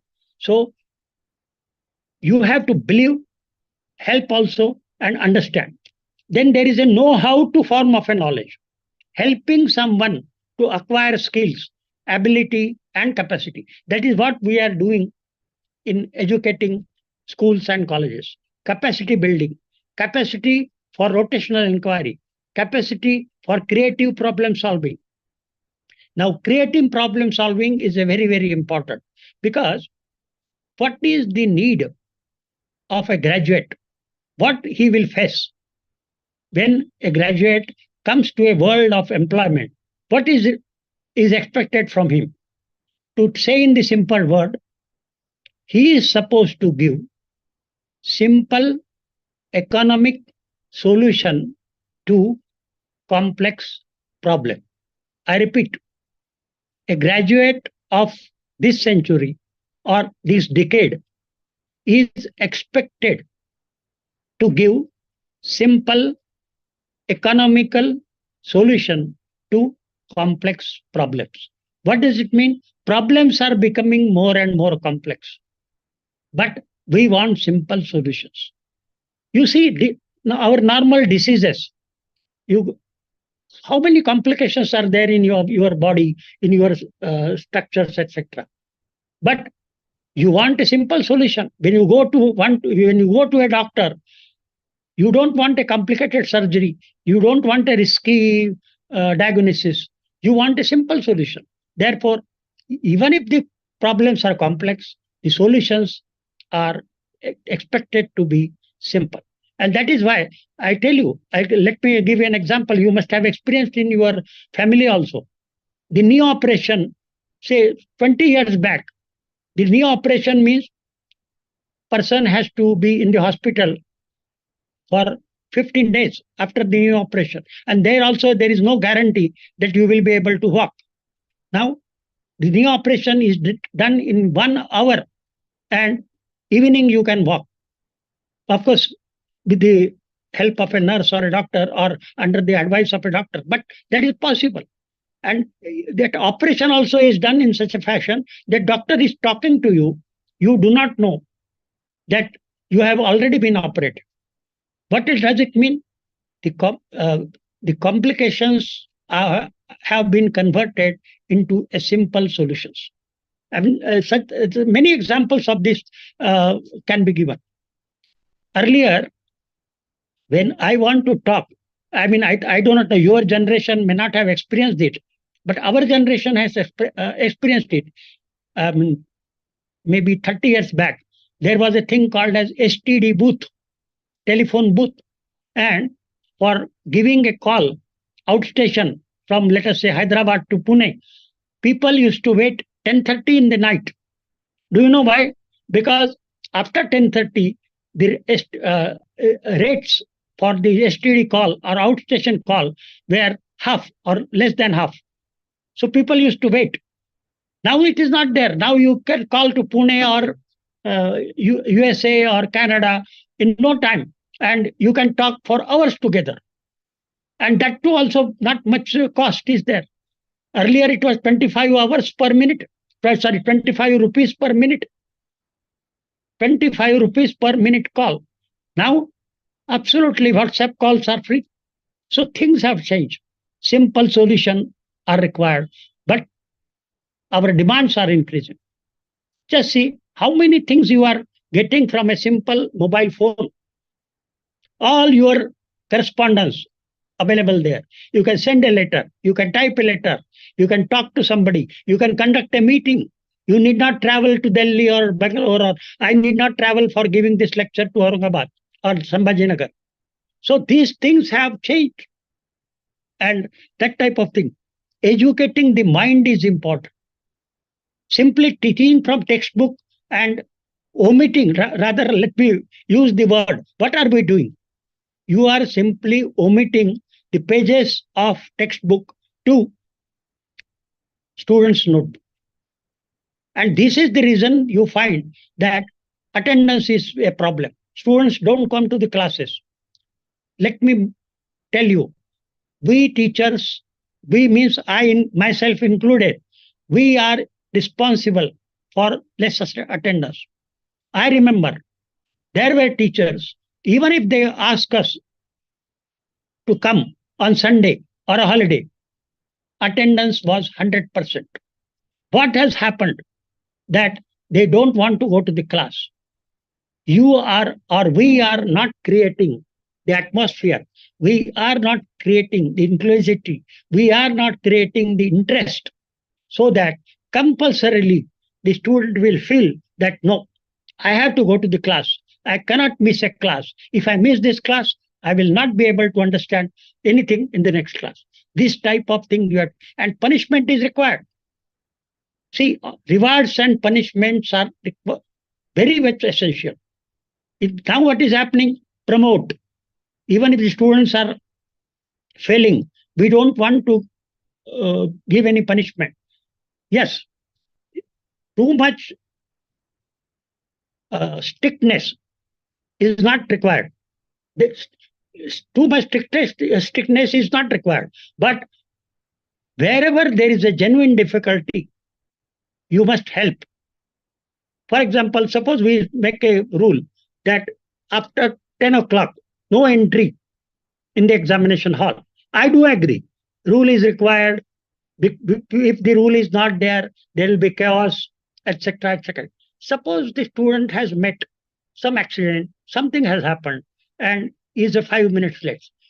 Are we supposed to punish him for that late coming, for which he is not responsible? I remember one thing. In fact, let me give you an example.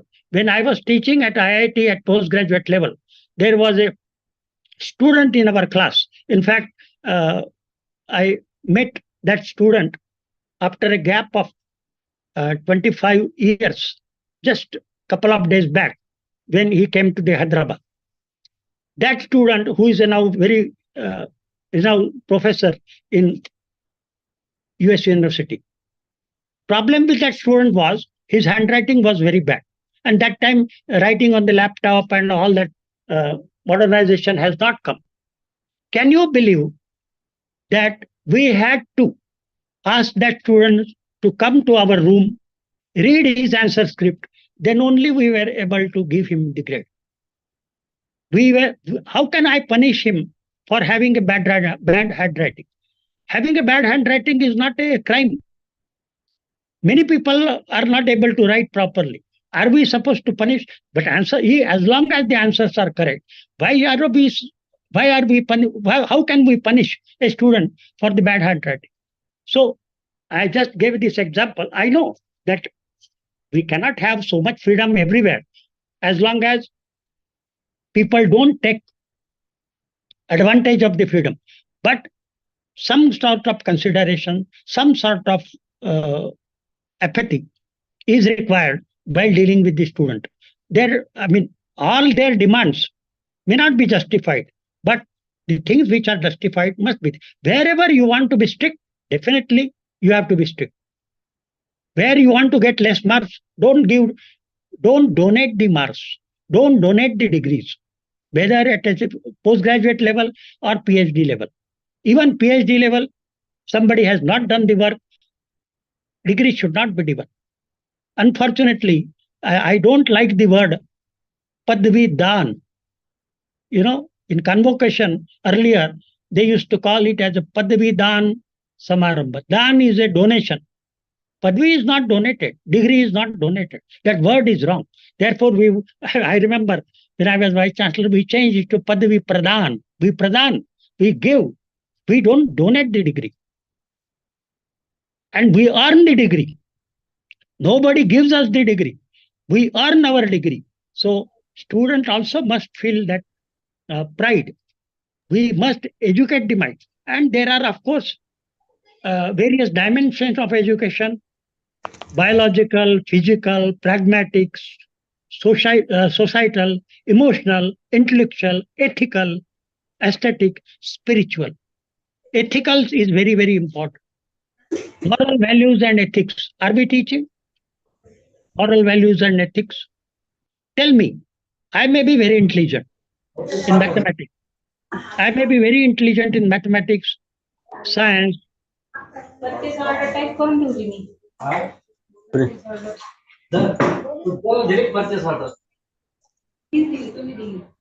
Somebody has to.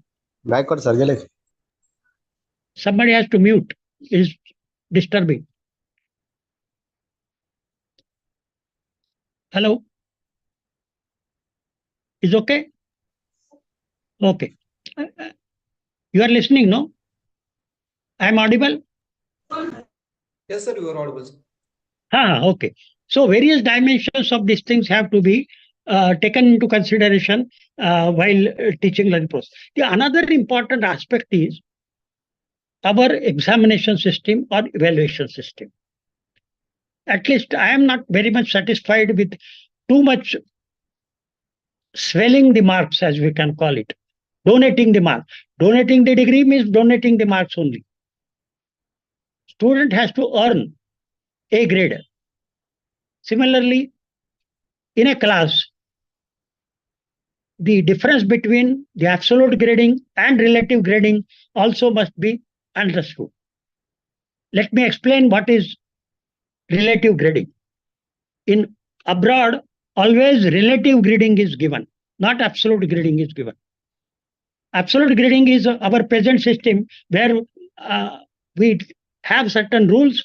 We say above 90, A plus plus, 80 to 90, A, 70 to 80, A minus, 60 to 70, B plus, and so on.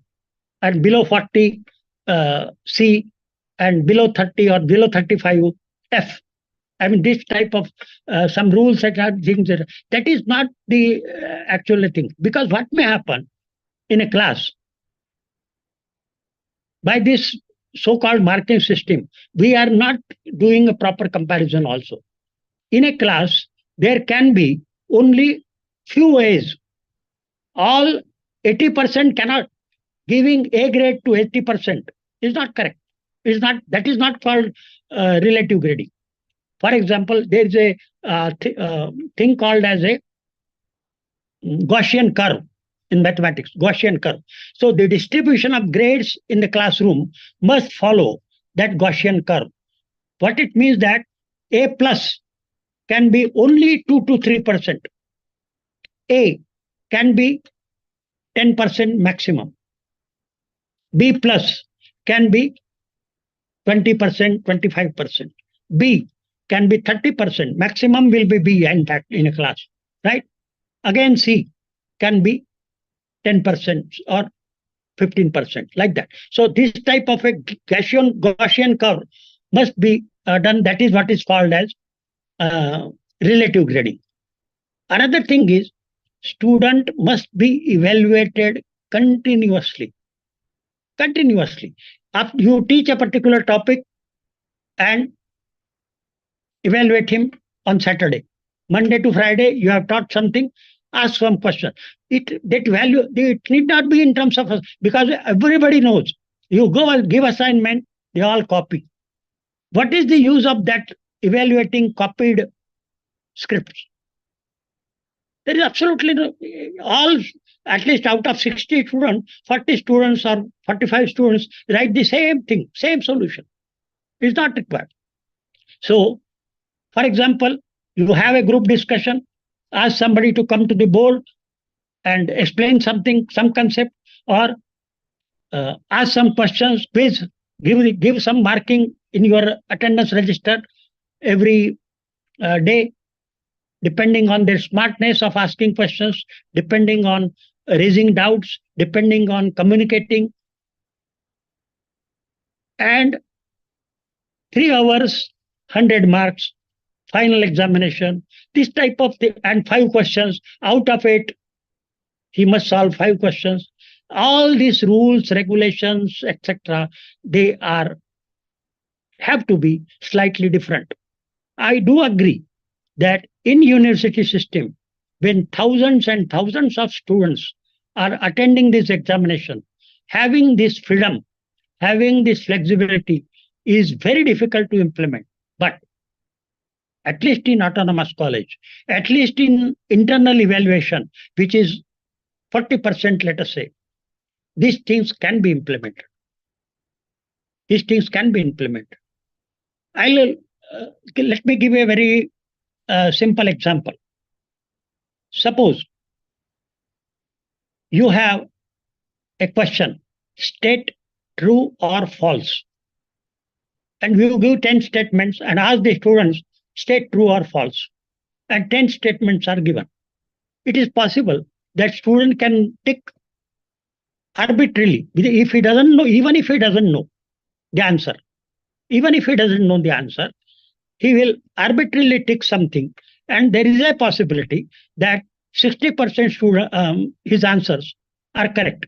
Or even 80% answers are correct. Or the other way around also. He may go wrong also. So it is all because he has done arbitrarily ticked something.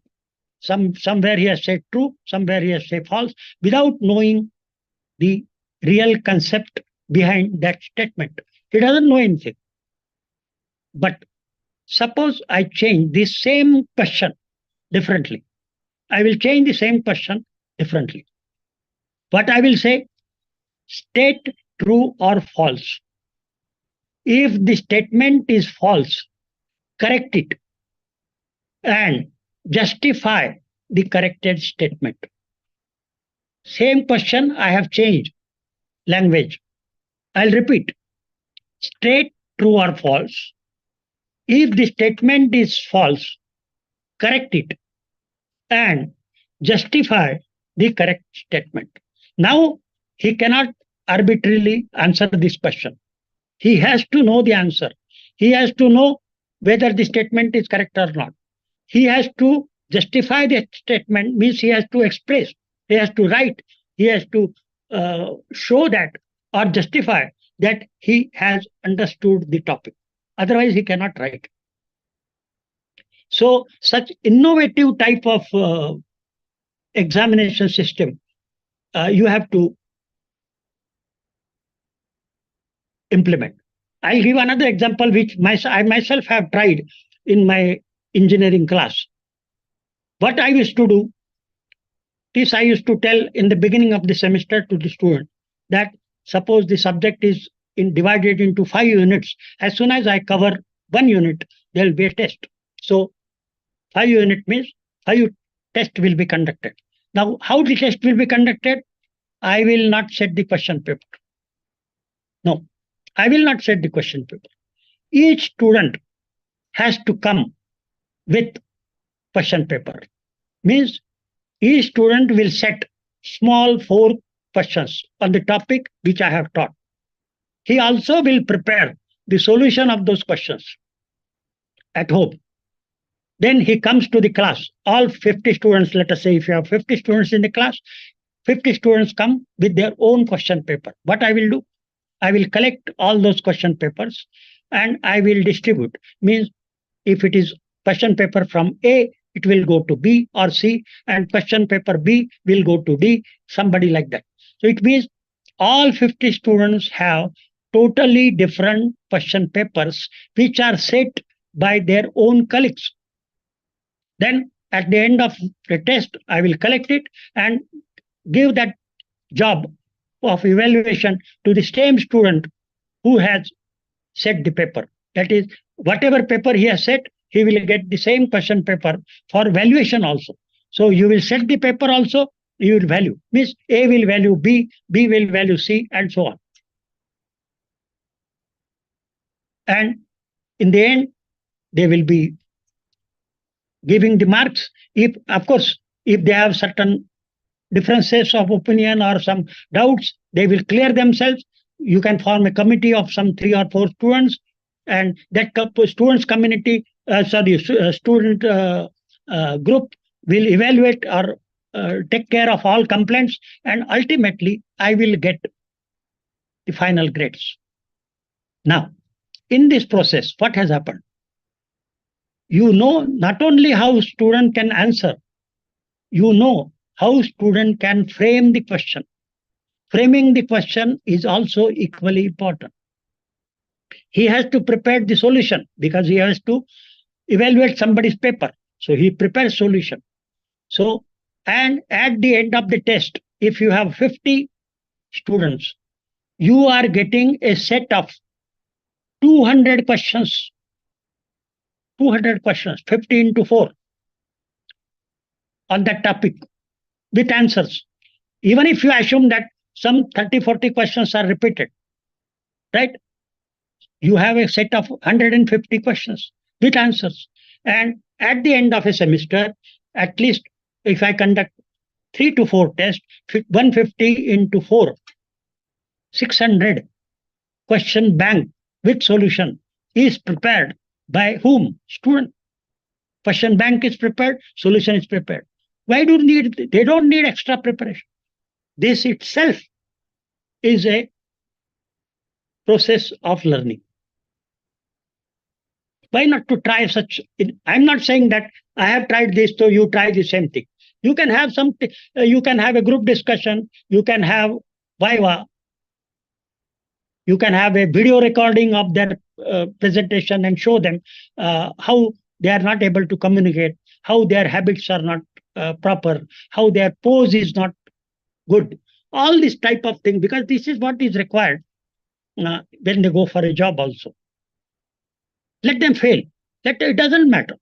See, if you fail in the exam, many of teachers also, you find their communication skills are not good. So how does it matter?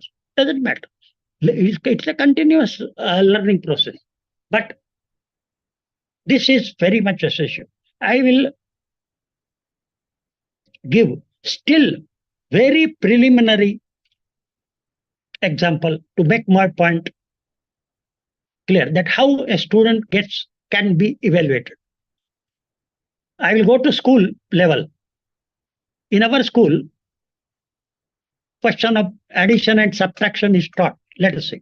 So to a primary school student, you ask a question. I gave you 100 rupees. You went to the shop. You purchase a commodity for 30 rupees. What is the balance? Immediately he says 70. 100 minus 30, 70. But has he learned much? He has learned only subtraction. Let us now frame the same question differently. Let us now frame the same question differently. I gave you 100 rupees. You went to the market, bought something for 30 rupees. In what different currency, in what different ways shopkeeper can return you the balance amount?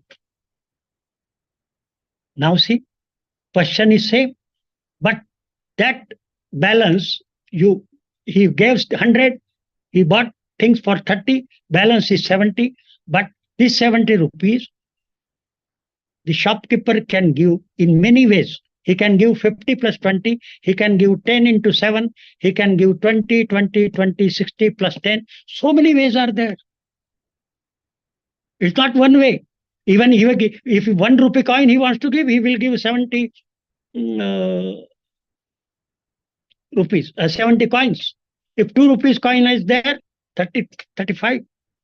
You see, question was same, but answers are multiple.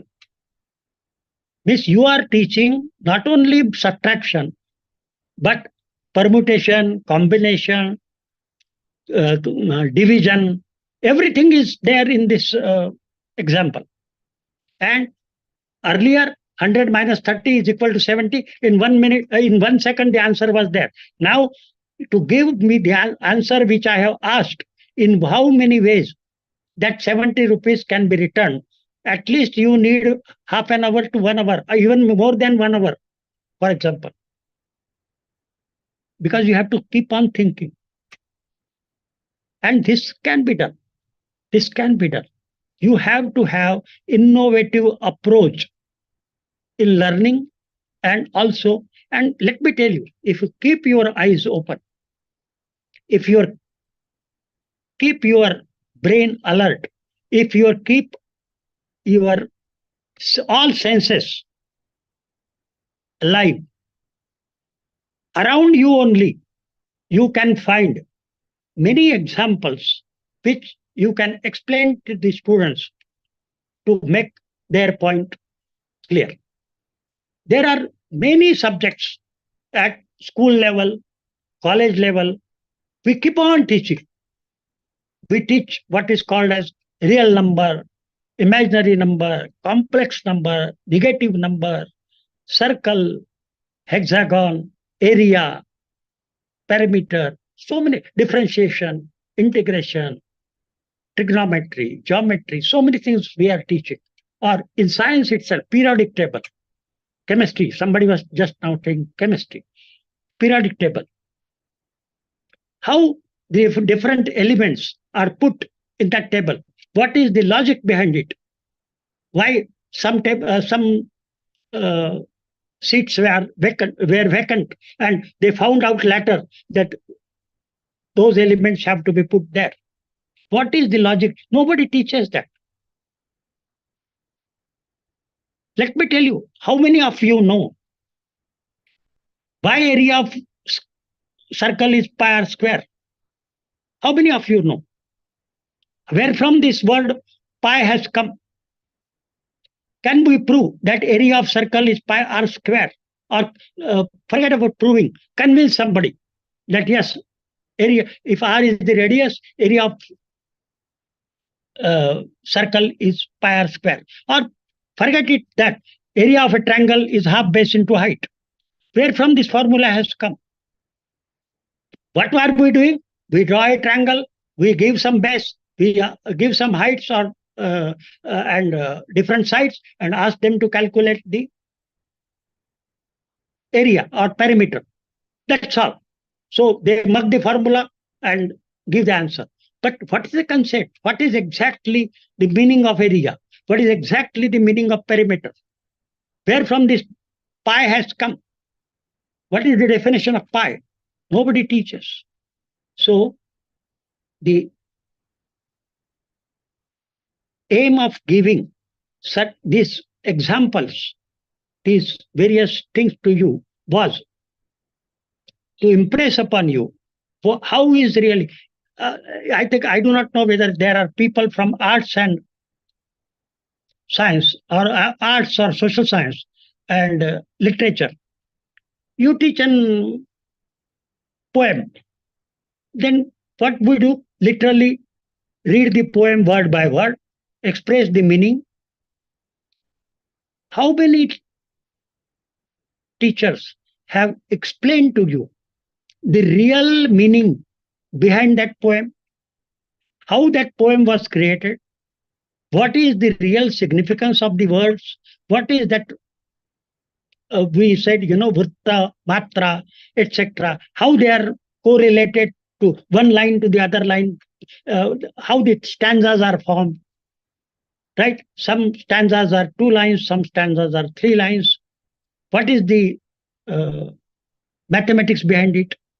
Is there any mathematics in poetry? Yes. Everywhere there is a mathematics. In poetry, there is a mathematics. Are we teaching it? We don't teach it.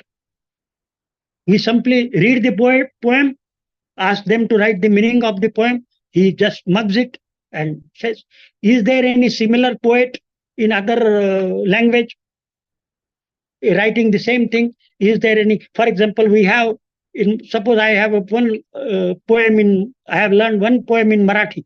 Is there any similar, another poem in Hindi or Urdu where there is a similarity and I can compare with this poet, with that poet and learn something more? Or if there's, I'm saying, teaching some religious thing, bhakti type of thing, what is the correlation between Hindi poet Surdas with Marathi poet Eknath or Dhaneshwar or something like that? Are we going differently instead of going in the same channel? Are we going differently? Which is really must. Learning is not, a simple going in one bit. Another thing, remember, in life, number 1, every problem has a solution. Number 2, every problem has multiple solutions, more than one solution. Number 3, there are problems with no solution. Again, I'll repeat. Every problem has a solution. There are problems with having multiple solutions. Number 3, there are problems with absolutely no solution. Example, there are problems with solution. Yes, every problem given in mathematics, you find a solution. What is the example of multiple solution? Yes, you give somebody some problem. He says it can be done by this method, it can be done by this method, it can be done by this method. Or let us say, from your house, you want to reach to the airport or railway station. There are at least 3 roads which you can take to reach the railway station. Then what will happen? You would like, preferably, you would like to take a road which takes less time, or shortest distance, we call it shortest distance. But when you sit in a Uber, sometimes you must have experience that he does not take that shortest route and goes by another route. Have you experienced it? Must have experience. He doesn't take shortest route. He goes by other route. Why he takes that other route? He tells you, no, madam, or no, sir. If you go by that route, there is a lot of traffic jam, lot of traffic signals are there. Therefore, if you go by this way, this is slightly half kilometer or 1 kilometer more, but we will reach early. We will reach early even if we take a longer route. And that is what we want. Right? So, this way of thinking is very important while teaching and while learning, both ways. And what is the example of problem with no solution? Problem with no solution. In life also you experience, there are problems in your family problems, many complications are there, you don't find solution. And not only that, all of us have experienced 2-3 years back, Corona, no solution. We were all in trouble, whole world was in chaos. Nobody could find solution. Even now, today, there is no solution, which somebody can say authentically, this is the solution for Corona. No. Yes, we came out of it, but we cannot claim now also that we found out solution. So, are we preparing the students for this type of thinking, for this type of learning?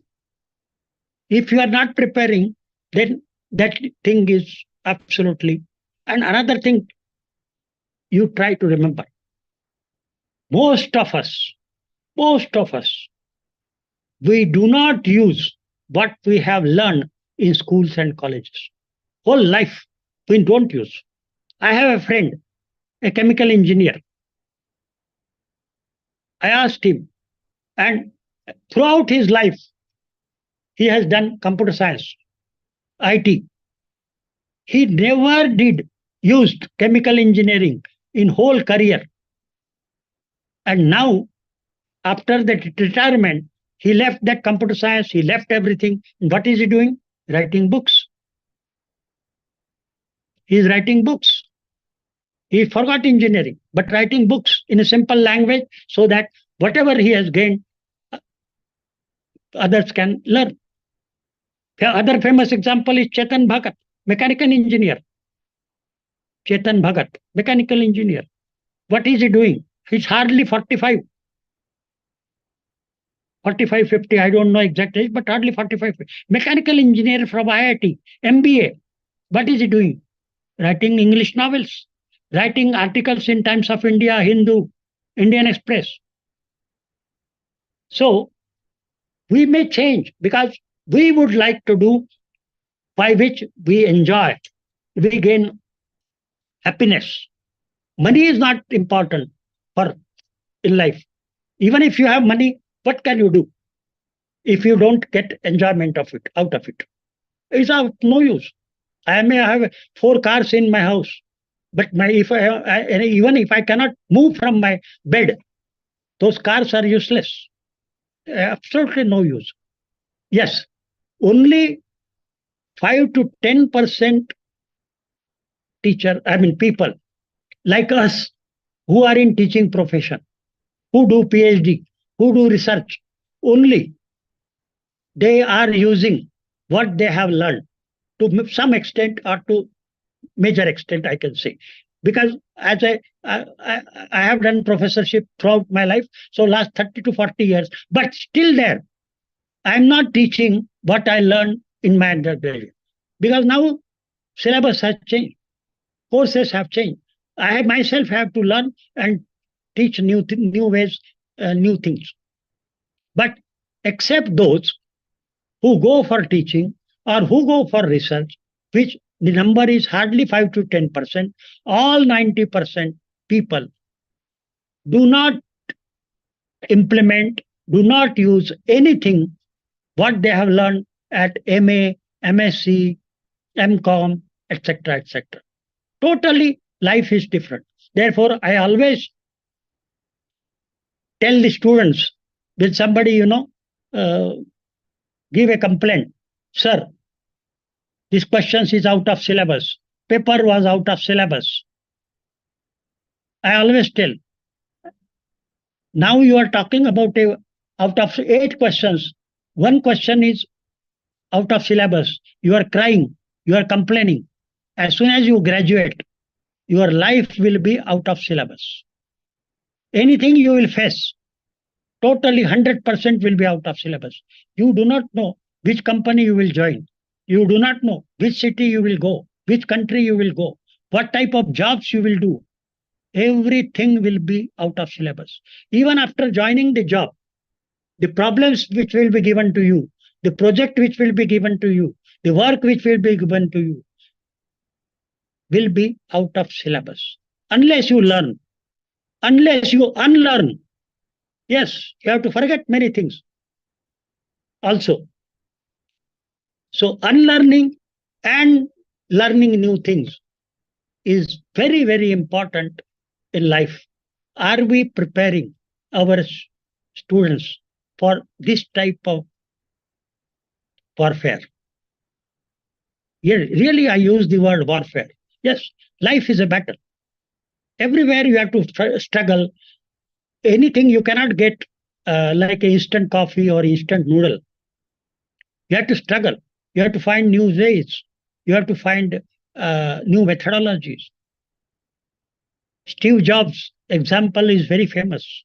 I do not know how many of you have learned, have read the biography or autobiography of Steve Jobs, Apple, CEO, Apple. At the age of 22, this boy was zero. He was nothing. He came to India, went to Himalayas. He was restless. He wanted peace. He was not happy with the India trip. Again, he went back, started something in his own motor garage, which later on became Apple. Always innovative, always creative. At the age of 45, he died. So, what was the lifespan? 22 to or 24 to 45. Hardly 2 decades or 2.5 decades. What a great thing he has done in these 2.5 decades. We spent 60 years, 70 years. What do? Nothing. Teach same thing. We do not innovate. We do not feel that there has to be something creative in my expression, in the way in which I am teaching, the way in which I am explaining a poem or a prose or lesson in history or lesson in chemistry. See, take an example of physics matter. Please remember, nothing is permanent or nothing is final in science. Somebody says matter is a wave. He got Nobel Prize. Somebody says matter is a particle. He got Nobel Prize. Somebody says matter is not a wave, not a particle. It is uncertain, uncertainty principle. He also gets Nobel Prize. Now, somebody has said matter is a quantum. Now, new quantum dots. New theory has come. You have to, every time you have to clean the slate and write a new lesson. Every time you have to clean the slate, write a new lesson. You cannot, suppose, nowadays you must have seen, suppose somebody asks you, frame a syllabus in physics, what do? Take a syllabus from this university, take a syllabus from that university, take a syllabus from IIT and do it. Why? Why should you find out to teach the physics? What topics are required? Why are we not creating our own syllabus, our own lesson, our own way of examination? Something creative, something new. And my dear teachers, please remember, anything you do innovative, anything you do creative, nobody can stop you. Nobody can question you. Why did you do this? Why did you do this thing? What is the benefit of the students? No. As long as students enjoy, as long as you enjoy, as long that they learn, nobody, no principal, no vice chancellor, no education minister will question you. Therefore, unless you are creative, unless you are innovative, you yourself cannot prove your existence as a teacher. And that you have to do as a teacher. Prove your existence. Prove your capability. Prove your creativity. That is very much essential. Okay. Again, we'll make a slightly break here, and I think I have given you a lot of material to think, ponder, question, and doubt. Again, question, doubt. My slides are there. My slides are there. Slides are, of course, there with you. Doesn't matter, right? But what I always feel that unless we have a dialogue, unless we think out of box thinking is must. Same and you cannot go round and round. You come up to the same point. That is not required. So, and yeah, I do agree that everybody's creativity will be different. Whatever I am telling, you need not follow the same thing. I am not saying this is the best. No, I don't claim.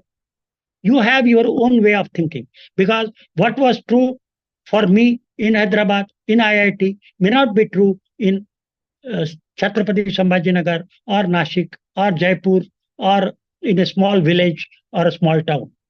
Situation will be definitely different at different places. You have to find always new solution to your own local problem. Questions? Any questions, participants?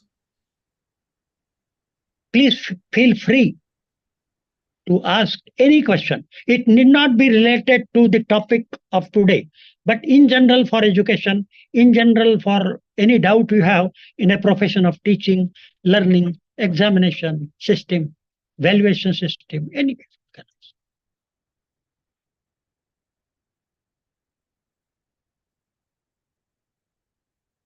Please. Don't sit idle. Roll number 19, 90, you can unmute. 90, come on.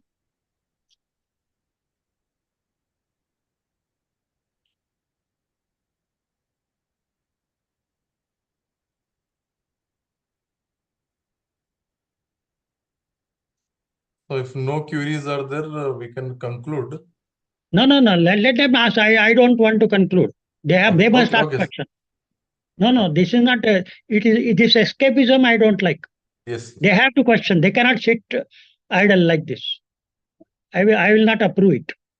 They have to ask questions. We have 15-20 minutes at our disposal. Question must be asked.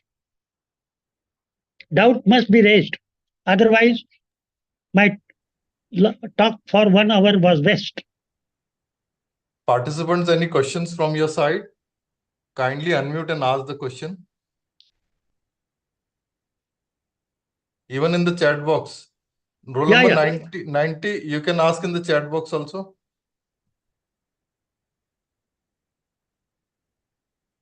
You can raise your hand. Yeah, 90 you can ask, no problem.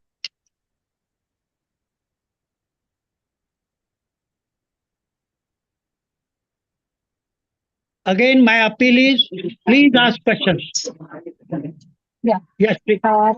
Yeah, thank you so much, sir, for the beautiful sessions and the innovative methods we need to use in the teaching learning. I found out one problem with the teaching. I'm currently in the teaching profession last 2 years in the private university, MIT World University. And I found the problem with the students, they don't have the writing skills. They are not interested in the writing on the paper or making the running notes while teaching. So I regularly say that use the pen and the notebook to make your own notes, write the notes. But they're having a problem and they're mostly addicted with the mobile phones. Instead of writing, they are interested in take a photographs. Okay. So that is a very challenging. After the corona, students are not interested in the writing, even though they are having a problem the writing the in a final examination. How to write? Yeah, They are very I limited. I Yeah, they can are very understand. limited. Yeah, I can So how we understand. can, yeah. So how we can, as a teacher, how we can improve that skills in the Yeah. student? Let me tell you, the thing can come by force. Okay, the thing can come by force. Instead of that, I think you will have to uh, maybe have some group discussion on the same topic, that what is the advantage of writing and what is the advantage, I mean, disadvantage of not noting down or uh, this thing. And this is not reached even to the school level also. Even the students of class 5, class 6, class 7, they are so much computer savvy that they have forgot. In fact, because of online teaching during Corona, many people, many students, it has, see, there are advantages of technology, there are also disadvantages of technology. Now, this disadvantage or whatever you call it, unless they themselves realize. So the solution to your problem is give them more writing exercises. More writing exercises. For example, what subject you are teaching?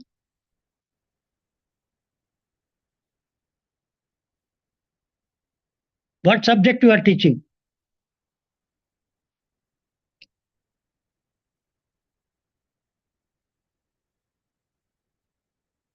Hello? What subject do you teach? Anyway, so even if you are not able to respond, what I mean to say, give them more and more exercises which compulsorily they have to write. You tell them, write one page on this topic or write a small questions answers on this topic. You frame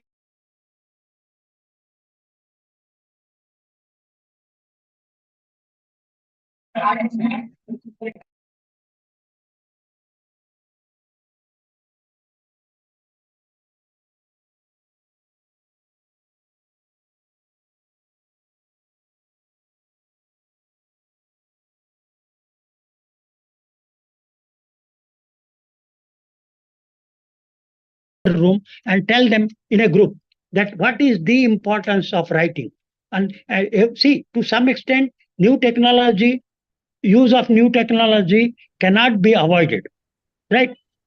See, earlier Xerox was not there. Therefore, we were forced to write. Now Xerox is there. They get the Xerox and they don't write it.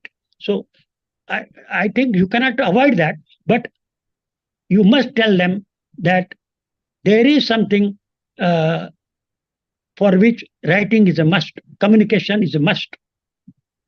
The convincing is a big challenge, but you have to do it. Next. Yes, thank you so much. Good evening, sir. Yeah. Sir, my name is Prafulla Chaudhary. Sir, I want to ask one thing. Please. Most of the students, means I want to say that the students are not serious about their study. They are studying only to pass the examination. They are submitting the assignments only as a formalities, whatever they are doing, just for formality and just passing the examination. So can you suggest something so that we can make the students to study for gaining the knowledge, or let me to tell you, decide let some me tell you. problems which can be useful for the nation, for the society, for the people. Okay. Yes, yes, sir. Means I want some guidance for regarding this. Yeah, I would like to tell this is a really challenge for teacher to attract, to hold the student in the classroom is a real challenge for a teacher.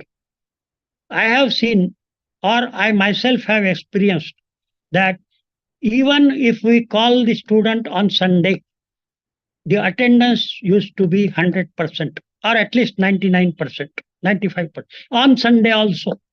So it means if you create a situation that without attending my class, it is not possible you to pass the examination, definitely they will come to the class. Unfortunately, we have created a situation that we means teachers, administrators, etc. We have created a situation that without attending a class, he can write and he can earn the marks. If you close that loop, definitely he will come. Why he will not come? But what he knows, I don't need a teacher. I don't need a teacher. In that case, what can you do? But see that while evaluating his paper, while giving him an assignment, you say you have which was supposed to be answered. If some sort of a punishment in some way is there, or I will not, let us not call it punishment, but creating a situation that unless you attend a class, for example, laboratory, unless that fellow does the experiment, he cannot be allowed to appear for the practical examination. That's all. He has to do the experiments in the laboratory for science subject or engineering subject. Or even for other arts and social science, you give him the assignment, which is such that unless he has attended your class, he cannot write that assignment. Give him challenging assignment. Problem is, we are not creating such challenges for the students. Create such challenges. Create a situation. And this is not only true with learning or something. It is in our political life. It is in our social life. It is in our economic life. Everywhere. Everything is available at your doorsteps. Why are you going? We are not even going to for kirana. We are not even going for hotly. Everything is coming to your house. Is it not? So it is the environment we have to change. You say, I will go for a walk and get the things from outside. But we don't want to walk. So that is the thing. I think to some extent we are responsible. Next. Yes, but most of the students doing their job due to poor economic condition. So what should we do? What most of the students? Doing part-time jobs or full-time jobs due to their poor economic conditions. Yeah. Then what should we do? Let me tell you, days have gone.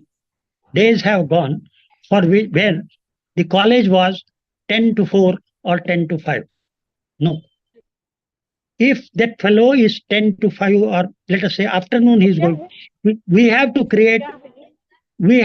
give him morning class or late night class, evening class. It can be a online class now. That is really possible. He need not come to the school. So learning anywhere, learning anywhere, anytime is also a new education policy. Learning anytime, anywhere. So you take a class in the morning. I know in Marathwada region and other thing, many postgraduate students during the the crop season and other thing, they do some labor works and other things because of their poor conditions. So yes, find out when they are busy and see that for at least those 10-15 students, you can have a different thing. See, some sacrifice has to be done by a teacher also. If you really want students to learn, if you really want that teaching is my dharma, it is not for a salary. Yes, for salary, I take 16 hours per week or 20 hours per week, and that thing. If that type of your attitude is there, in my opinion, you don't deserve to be a teacher. We have to be flexible. We have to call teaching as it is a religious way. Teaching is my dharma. It is my duty. That type of attitude you have, you can solve this problem. Yes, sir. Thank you so much, sir. Good evening, sir. Hello, sir. Yeah. Hello, sir. Yes. Sir, myself, Dr. Kashid, working as a botany teacher in UG College. I have some query regarding to the NEP and the infrastructural problems. While accepting the new National Education Policy or the new Education Policy 2020, there are how will encounter the problem of the infrastructural facility in case of the remote area UG college or the PG college, because in new education policy there are the skill based, then there's the open elective, then the subject elective. Most of the topics, papers, or the contents become included, but basically in case of the remote area college there is no the sufficient the laboratory or the infrastructural facility or the for the purpose of the on job training, like that manner facilities are not available. Let me tell you one thing. I understand that everything is not available for everywhere, right? Situation is not same everywhere, right? I cannot expect a IIT education standard at some district level in Bihar or Tamil Nadu remote areas, right? Or suppose I move from a metro city to a remote district area, right? Where you have to create an environment, depend on surrounding. So the way in which students are taught in IIT or higher educational or excellent education system schools, and the way in which students are taught or the methodology has to be different. Please remember, money is not. Tell me one thing. In good old areas, have you heard about Shanti Niketan? Yes, sir. Ravindranath Tagore. Maybe that time electricity was not available, experiments were not available, laboratories were not available, right? But do you mean to say those students were not intelligent? They were not taught? Yes, sir. Their methods were different. Their approach was different. So, same principle. Let me tell you, on YouTube, there is a teacher from IIT Kanpur.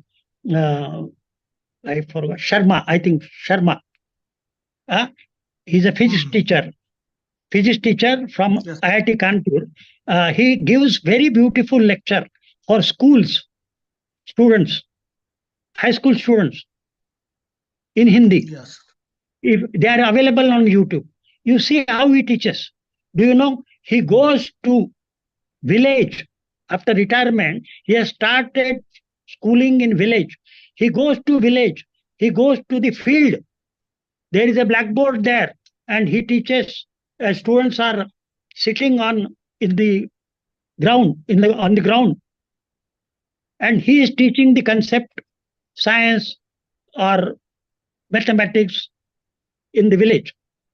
So, please remember method. For example, let me give my own example. I was teaching in IIT for 10 years. I moved to Usmania University, Metro City, Hyderabad for 30 years. Then I went as a Vice Chancellor to Sambhajinagar, Dr. Babasaheb Ambedkar Marathwada University.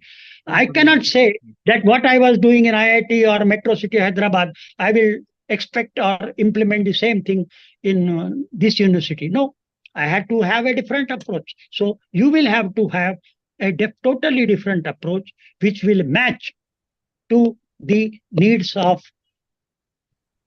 students. For example, I know there girl education is a problem. The girls are getting married at the early age. once they get married, their in-laws or husband is not allowing them to go to the school. How can you solve this problem? You have to go to their house. You have to convince them or do some online thing. Okay, she is not able to come. You reach to her online. If there is a will, there is a way. Next. Okay, sir. Thank you, sir. Next. Good evening, sir. Yeah. Sir, my question is a bit different. It is, you can say it is administrative point of way. So my question is like we are having like different sectors. I can say like IKS, VS, internship, and all these different areas of NEP. So and NEP is having a broad area. Like we can do blended learning here as well. So and now if see we are having academic bank of credit as well for to implement that thing. But my question is like if the student is transferring from one university to another university, so nowadays still it is very difficult to get the admission from one university to another university after completion of 1 year.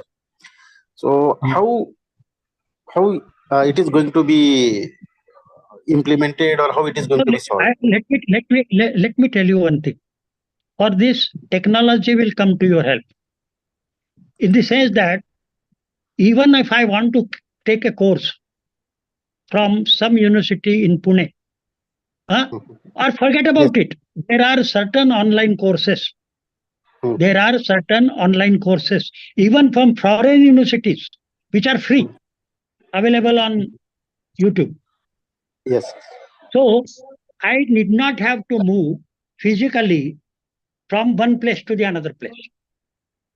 Therefore, what you are thinking is impossible or difficult will become a simple. Let me give you an example. Could you imagine that a sabji wali or a chai wala, right, on a footpath could implement or take money on Paytm?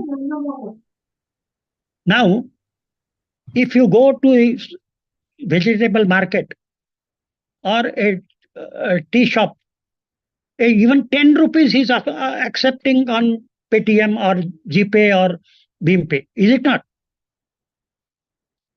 Yes, sir. It was not. We could not expect it. Even the people who are not educated, oh yes, 20 rupees received, she says, or 30 rupees received. So please remember, the technology can come to your rescue, and all the problems you are now saying that they are problems, they may not be a real problem.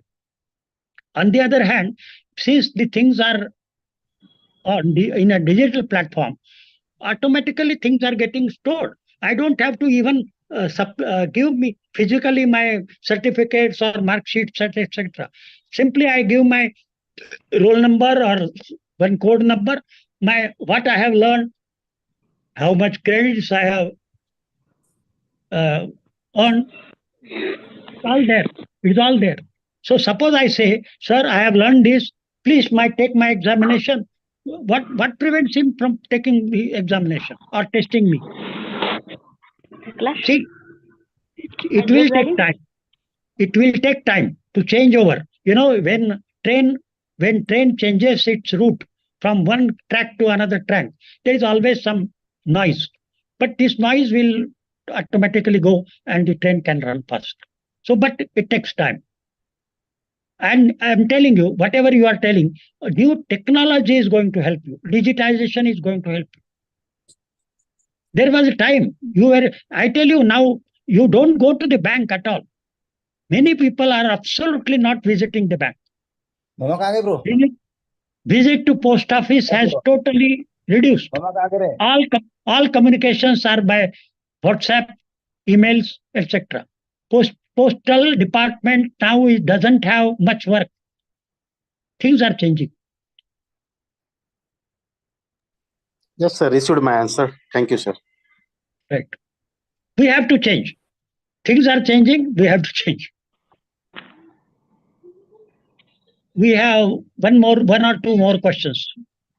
We are approaching 5:30. We are approaching 5:30. So we will have 1 or 2 questions more. Okay. Hello. Please. Yes, sir. This is Professor Vijay Nikam from Anna Sahib Avte College, Mansar. Okay. Sir, I am having one doubt that right now in NEP, next year we have to start this NEP policy, right? And in this policy, multiple entry and multiple exits are available to the students, and they can choose any subject. So this rule can means affect our student strength or not? How we will strengthen our student strength? No. Let me tell you one thing. See, this will always happen. Some subjects are preferred, some subjects are not preferred. Always you will find. See, when there were hardly few engineering colleges, most of the students were going to science. Is it not? See, earlier, 30 years back, very few engineering colleges were there. So all science colleges were full. Now, so many engineering colleges are coming. The strength in the science college has reduced.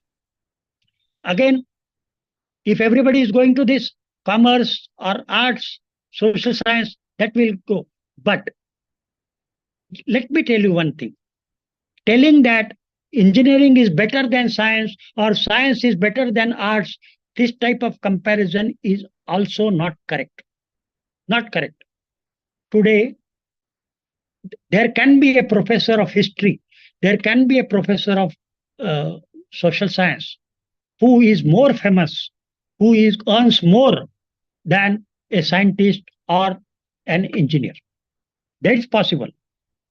If you have heard a name of Professor Noel Harari, who is a professor in history, he earns millions of rupees by his books. Millions of rupees. History. Can you imagine a history professor earning so much money? And world famous of fame also. It's not a question of only money. He is world famous person. Therefore, you need not bother that arts is less strength, this is more strength, or that is more strength. That is immaterial. Even if there is a one person in your class and you teach him properly, that is your dharma. That's what I call you. You make him world-class person. Even if one student in your class, doesn't matter. Number is, you don't go by number. How does it matter? And this is going to happen. Everybody is going to computer science. Everybody is going to IT. Doesn't mean you don't need a doctor. Doesn't mean you don't need a chef. Otherwise, how hotels have to be closed if you don't have a chef? Tourism industry has to run. So all types of people are required. People are required. Please remember, nobody is less important and nobody is more important. That one has to remove from your head. That engineer is more required, IT is more required. No, I can assure you, after some time, this IT business will go down, and biology, biotechnology, this is going to come. Let me assure you. Biotechnology, bioinformatics is going to take over the information technology in next 10 to 20 years. Therefore, you have to prepare for not today. You have to prepare for next 30 years, 40 years. Next. Okay, thank you, sir. Thank you very much. Right, next. Good evening, Hello, sir. Yes. Go ahead. Hindi में पूछ सकते हैं क्या sir आपको question? हाँ, बिल्कुल बिल्कुल sir, अभी 2 साल से मतलब हम लोग एनईपी के बारे में लेक्चर अटेंड कर रहे हैं, वर्कशॉप अटेंड कर रहे हैं एज ए फैकल्टी. मतलब डाउट क्लियर हो रहा है कि क्या करना है एनईपी. लेकिन जिसके लिए हम लोग एनईपी थ्रू जा रहे हैं वो स्टूडेंट के लिए, लेकिन उनके लिए अवेयरनेस प्रोग्राम ही नहीं, जिनके लिए हमको पढ़ाना है उनको पता ही नहीं है कि एनईपी क्या करने वाले, हम लोग क्या फेस करने वाले, तो उनके लिए कुछ कर सकते हैं क्या ऐसे? नहीं, मुझे एक बताइए, हाँ, उनको उनको उनको एनईपी मालूम मालूम होने की क्या जरूरत है? सी, जिनको फेस करना है उनको ही नहीं नहीं पता नहीं नहीं नहीं, उनको सुनिए क्या सुनिए, करना है। मतलब जो नहीं लोग नहीं, उनके माँ पेरेंट्स अवेयर है तो वो मतलब स्टूडेंट को सिलेक्ट कर बोल सकते हैं कि ये करना है वो करना है। जिनके माँ बाप ही मतलब एजुकेटेड नहीं तो वो बच्चों क्या करेंगे? मतलब हम लोग ही उनको बोलने वाले हैं कि कैसे सिलेक्ट ओके, करना है। नहीं नहीं नहीं नहीं, आप बोल रहे हैं कि उनके माँ बाप एजुकेटेड नहीं है। ओके, हाँ, मैं आपको एग्जांपल देता हूँ, जिनके माँ बाप एजुकेटेड है, राइट, हम्म, वो जब अपने स्टूडेंट को इंजीनियरिंग कॉलेज में एडमिशन दिलवाते हैं, क्या हाँ, उन्होंने कभी पूछा है कि एक इंजीनियरिंग कॉलेज बीई डिग्री देता है, बैचलर ऑफ इंजीनियरिंग, दूसरा engineering college bachelor of technology degree देता है, ठीक है? हाँ, क्या बीई और बीटेक, ये दो डिग्री में फर्क है? क्या दोनों सेम है? या यदि दोनों सेम है तो नाम क्यों डिफरेंट है? जब एजुकेटेड लोग ही इंक्वायरी नहीं करते तो आप फिर उनको अनएजुकेटेड बारे में कैसे? सी व्हाट, मतलब मैं कहने का मतलब यह है कि इतना ये जरूरी नहीं है कि सबको सब कुछ मालूम होना चाहिए, not required. On the other hand, जरूरी क्या है कि आप उनको कन्विंस कीजिए कि हम जो कर रहे हैं वो आपके भले के लिए कर रहे हैं। प्रॉब्लम उधर आता है, वी हम कन्विंस करने में असफल रहते, इसलिए हम मतलब as a teacher and also parents are also, because the student is not aware और नॉट मैच्योर, बट ये भी नहीं बोल सकते because this Facebook and social media is so much bombarding the information that this generation is much more informed than our generation when we were in that age. Do you agree this? Is it not? तो ये कहना कि उनको कुछ मालूम नहीं है, उनको कुछ ये पता नहीं है, जरूरी नहीं है। जो एजुकेशन पॉलिसी है, फॉर एग्जाम्पल, मुझे ये बात समझ में नहीं आती कि आपको एजुकेशन पॉलिसी समझने के लिए मेरे जैसे एक्सपर्ट की क्या जरूरत है? क्या जरूरत है?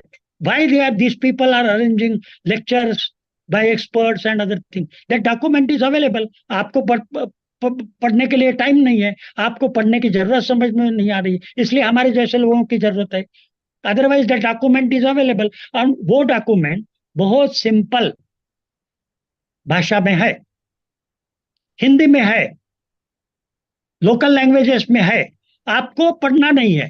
तो जिस स्टूडेंट को वो एजुकेशन पॉलिसी में समझना है, उसको कहिए इंटरनेट पे जाइए और पढ़िए। आप बोलेंगे कि मैं आपके घर आऊं मैं और आपको समझाऊं, that will not do. You have to learn, if you want to go, you have to learn, if you want to go somewhere, you have to find out where can I get a ticket, how much ticket is available, which route I have to go, this I have to find out.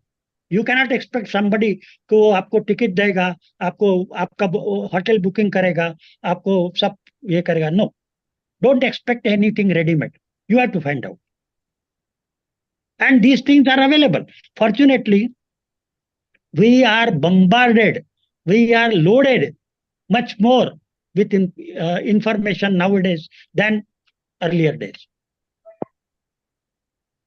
Yes. Okay, sir. Can I ask one question again? Please, please. Yes. So this will be the after the last. implementation of NEP 2020, sir. Yes, sir. This will be the last question. Okay, go ahead. Yes, sir. After the implementing the NEP 2020, sir. In my mind, there is one question arises. Is there is a fight in future, the skill-based people versus only the degree holder or the educated peoples? Because the Rai Bhai Pore belongs from these uneducated women collecting thousands of pure germplasm. those collection of germplasm do not present in case of the Laboratory of Agricultural University. So in new education policy, this skill-based, the what we say, resources is important in compared to the only the degree holder, or for the purpose of the degree holder, whatever be the syllabus become or curriculum become designed. Let me tell you one thing. When we say educated, uneducated, with skill, without skill, okay? Ultimately, a person, we want to get our work done. Is it not? Whether A is doing, whether A is doing or B is doing or C is doing, it is immaterial. Right? When your cycle or a scooter gets punctured, right? You go around the footpath. There will be one person who repairs the puncture. Is it not? Yes, sir. You go to him. You go to him get the work done. He has not gone to school. He has not gone to any. He has not got any degree, but he is expert in that field.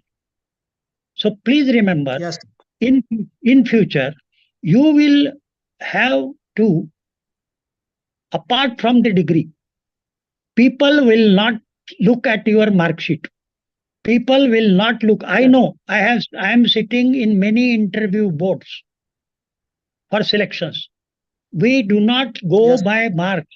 We do not go by grades. We do not go by name of university. We go by what the candidate is capable of, number one, and whether that candidate can do a job which I am offering to him. That's all. Marks are immaterial. Degree is immaterial. Skill, whether there or not, he has to demonstrate. So whatever you are saying is skill-based and not skill-based, and you are calling somebody illiterate or literate, that definition will not go.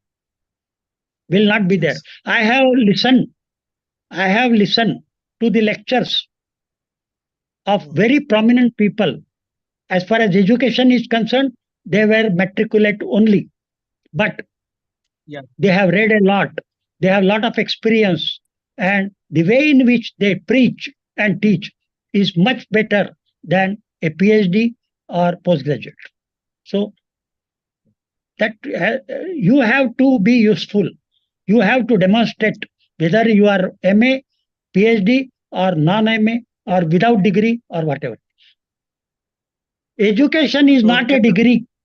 Education is not a degree in your hand. Education is what you know, what you can demonstrate, and what you can prove. It is not the piece of paper in your hand. Rafe, can you conclude? Coordinator, can you conclude? Yes, sir. Please. I think we have taken 6:45. Yes, 5:40. sir. Thank you. Sorry, 5:40. Okay.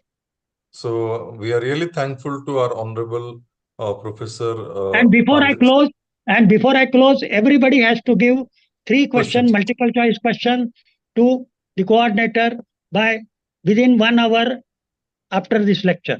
So, and he will collect it, and tomorrow he will mail it to you. And you have to submit it to him before this course ends. That is compulsory. Okay, go ahead. So, on behalf of UGC Malviya Mission Teachers Training Center, Dr. Babasaheb Ambedkar, Marathwada University, Chhatrapati Sambhaji Nagar, my special thanks to our Honorable former Vice Chancellor, Professor Pandharipande sir, for being here, sparing his valuable time. Even though he is on a tour, still from a hotel room, such an energetically, enthusiastically, he has delivered talk. So we are really thankful, sir, to you, because it is not a home comfort to you, but still you have taken more than 3 hours, sir. You could guess that I'm in hotel. Yes, sir. So we are really thankful to, and we are looking forward to you in UGC Malviya Mission Teachers Training Center offline on 20th, sir. So we are really thankful, sir. So I now declare this session is over. Thank you. Thank you.